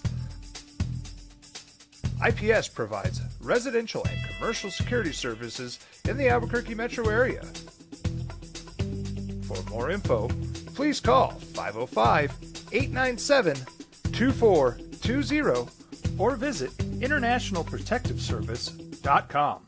Hi, I'm Steve Stunker here for Dr. Robert Melendez and the Juliet Eye Institute. You may remember me like this, but no more. The glasses are gone. I tossed them months ago because of a brand new procedure from Dr. Melendez known as RLE, Refractive Lens Exchange. The latest technology, the best eyesight I've ever had in my life, and you can check it out by clicking on the link in the description right here. Well, I'm going to the frontier, walk up to the cashier, order up a root beer and a number one. Cover it with green stuff, 1 scoop is not enough. Find a booth is real tough, back by the Duke. Meet my family, meet my friends in the quirkiest restaurant I have ever been. All of Albuquerque's favorite spot, it's the Frontier Restaurant. The Frontier Restaurant is a proud supporter of ProView Networks. These are more than just the sounds of a safe place to go after school. These are the sounds of interest being ignited and of mentors making an impact. At Boys and Girls Clubs, we don't do just one thing. We do whatever it takes to meet the needs of every kid who comes through those doors. Because whatever it takes is what it takes to build great futures. Great futures start here. Don't sacrifice quality and flavor when you're in a hurry. Golden Pride offers ribs, fried chicken, red and green chili breakfast burritos, and Frontier sweet rolls. 4 great locations, or visit us online at goldenprideabq.com. Golden Pride Barbecue Chicken and Ribs are proud supporters of ProView Sports. If you're listening to us, the Sports Animal, Raiders, Packers, Jordan Love, and Aiden O'Connell. When do we get Jimmy tonight? G's back. Is it Jimmy Garoppolo tonight? All right. So that's what you got tonight. You got the baseball tonight as well. Major League Baseball playoffs will continue. Dodgers and Arizona. That's the late game on TBS. 7:07 is our start time after getting just pumped by the D-backs on Saturday night in Chavez Ravine. And then Philly and Atlanta. Philadelphia is up 1-0 to none in that. 4:07 is your start time over on TBS as well. Your emails have been coming in this morning. Let me get some to you. Dan says Dwayne Alexander, that's the head coach at Tennessee Tech, equals Danny Gonzalez, ? Jeffrey, Juan Jose, and returning Derek Charles. Tennessee Tech was pantsed in their league opener by Lindenwood, a club playing in only their second season of FCS footy. Folks are cranky in Cookeville. Why do we care about Tennessee Tech? That's who the Lobos played in their home opener. Coach Dwayne Alexander promised a weak conference could still save the Golden Eagles. Sound familiar? Is that bulletin board for their squads that they play in their league? P.S. For extra credit, what is Lindenwood's mascot and where are they located? That's what I thought. Lions and St. Chuck, Missouri. That would be St. Charles. Sid says, bonus Sid, Mr. Symbieta. Usually me and my wallet are on vacation this week. My annual escape from the 8-day fiasco of lost drivers and clueless tourists, a.k.a. the Albuquerque International Balloon Fiesta. Thanks to William Shatner, I get a comfy hotel room for less than the cost of Mr. Buck's haircut. But this year, I have relatives in town adding to the unwashed masses. So I'm listening to the award-winning OD instead. Thank you, Sid. Make sure you remember and mark it down in the diary. What? I mean, thanks for remembering is what I said. Ken says, OMG, how presaged was this, Jeff? OD callers are at the top of the table. Who said the Dividers tournament hopes would come down to their last game? Was it Adolph? Well, it's winning they're in Avenida de Stadium on Saturday. That's right. United won on the road. They beat Arizona. I'm sorry, Phoenix in Arizona. 2-1 on Saturday night, and so winning they're in the playoffs. Final game. Jack says Taylor Swift and Travis Kelce equals Brooke Shields and Andre Agassi. Jeff, when the women get involved, sports careers go down the toilet. Is that right? There's plenty of married, successful athletes, are there not? Yep. Did Giselle destroy Tom Brady's career? Just ask. Did Justin Verlander's been pretty good, and he's been in a high profile. Raise your hand if you thought Travis Kelce tore his Achilles yesterday. I kind of did. A heart stop. I was ready for the AstroTurf or the artificial turf conversation. Yeah. Then he came back, and I was playing against him. I'm like, well, all right, at least I'm done with him. Then he came back and scored a touchdown on me. Any more of this? Lars hates this schedule. Has Lobo football season started yet? Seems like Lobo football has had one watchable game, and all we could talk about after that one was what the opponent did on the practice field before the game. I don't know what you want, man. I honestly, I don't know what you want. Text line says, this was after the Danny Gonzalez conversation, which, by the way, if you missed it, you can listen to it wherever you catch your podcasts over on our website, sportsanimalabq.com. Click on the OD or the opening drive. It says NMSU is going to a bowl game. Lobos won't win another game. Would you take the bet that the Lobos would win another game or not win another game? They're not losing out, are they? They're not losing out. I'll take that bet. I'll take that bet.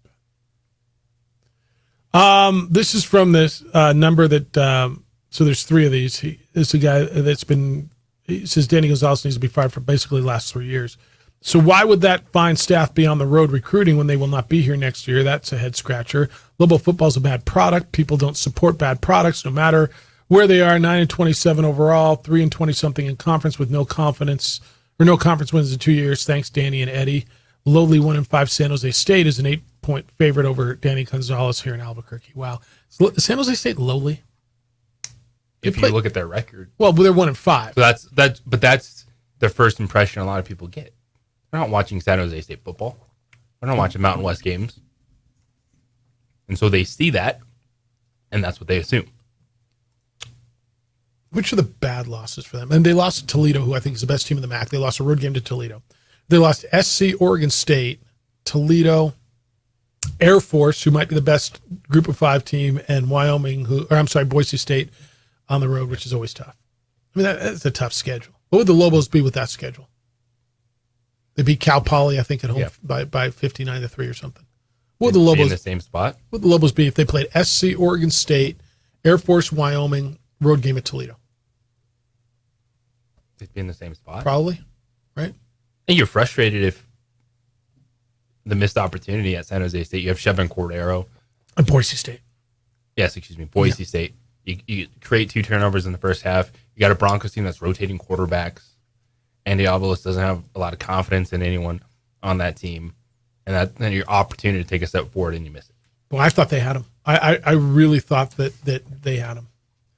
All right, NFL quarterback news. Anthony Richardson, the Colts rookie quarterback, is expected to miss the next game.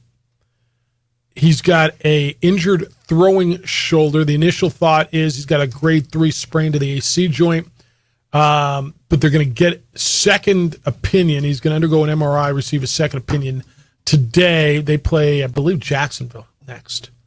So that's my fear. I think he's so athletic, but, dude, quarterbacks can't run like that in the NFL. But he did. The problem where it's frustrating, he just got tackled. Yeah, he did. It was a normal tackle. I know. But that's 2 now, right? In 5 games? And that's the frustrating thing, is he just got tackled. Like, it could have just been a sack, and he just fell right on his shoulder and popped out. Like, you're going to get tackled regardless of who you are. Yes. A mobile quarterback and non-mobile quarterback. And if you can't handle a tackle. Look. Justin Jefferson, wide receiver, Minnesota. They don't know what's going to happen with him next week. Shoulder. I'm sorry, hamstring. He may not play next week, so monitor that. No word on Aaron Jones playing tonight. We'll see what that is. And I'll go back to one of the things I said earlier today. Your coach. And this is I still think this is going to be a conversation on all the shows today. What's the conversation in Denver right now? Is it more about Nathaniel Hackett? The fact that the NHL season is upon us and the Denver Nuggets are in training camp? Yeah, Avalanche start today. Yep. Hockey season starts. Hockey starts tomorrow night. Or tomorrow night. Hockey.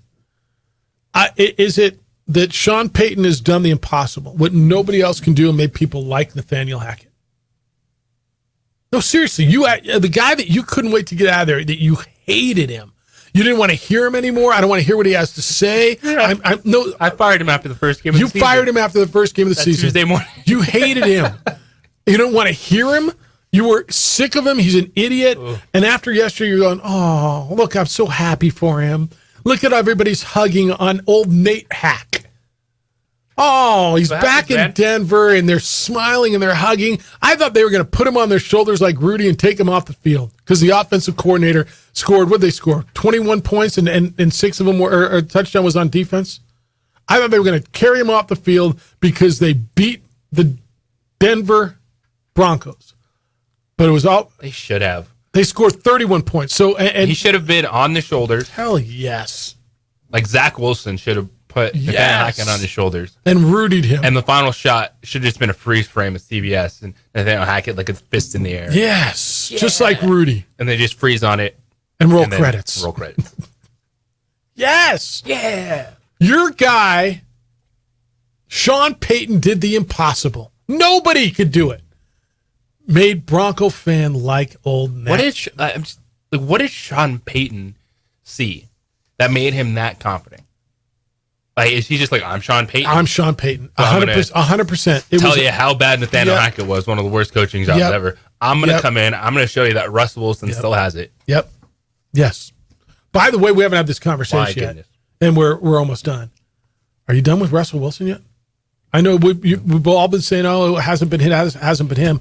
Yesterday was kind of him. He had a last year Russell Wilson game. Well, Nate Hackett was in the building, of course. I must have been it. Old Nathaniel I Hackett. had nightmares seeing him on the other side. Oh, there's that guy. Gonna be me again.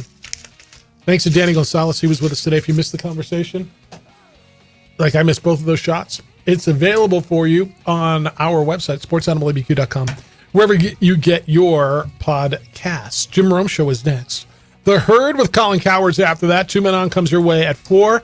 And then you get Monday Night Football, the Raiders and the Packers. You want to come back tomorrow morning? Award-winning radio starting at 7 a.m. You in? You guys are both in? Right on. All right, we'll do it again tomorrow. Great job, DC. Good to have you back. Adrian looks good on the TV side as it always does. Big day for you. Huge day. Enjoy it. Be good to each other, please. Be kind, loving, caring, and sharing, and we will smell you tomorrow. Your game to the next level. We would like to thank the following sponsors for making this broadcast possible.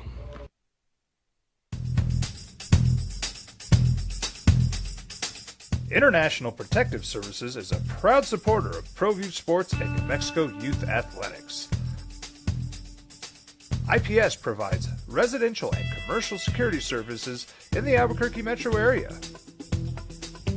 For more info, please call 505-897-2420 or visit internationalprotectiveservice.com. ProView Networks would like to thank the following sponsors for making this broadcast possible. Hans Whitler Automotive, German car maintenance and repair in Albuquerque, New Mexico. Call 505-294-7684 or visit hanswhitlerauto.com. Hi, I'm Steve Stunker here for Dr. Robert Melendez and the Juliet Eye Institute. You may remember me like this, but no more. The glasses are gone. I tossed them months ago because of a brand new procedure from Dr. Melendez known as RLE, Refractive Lens Exchange. The latest technology, the best eyesight I've ever had in my life, and you can check it out by clicking on the link in the description right here.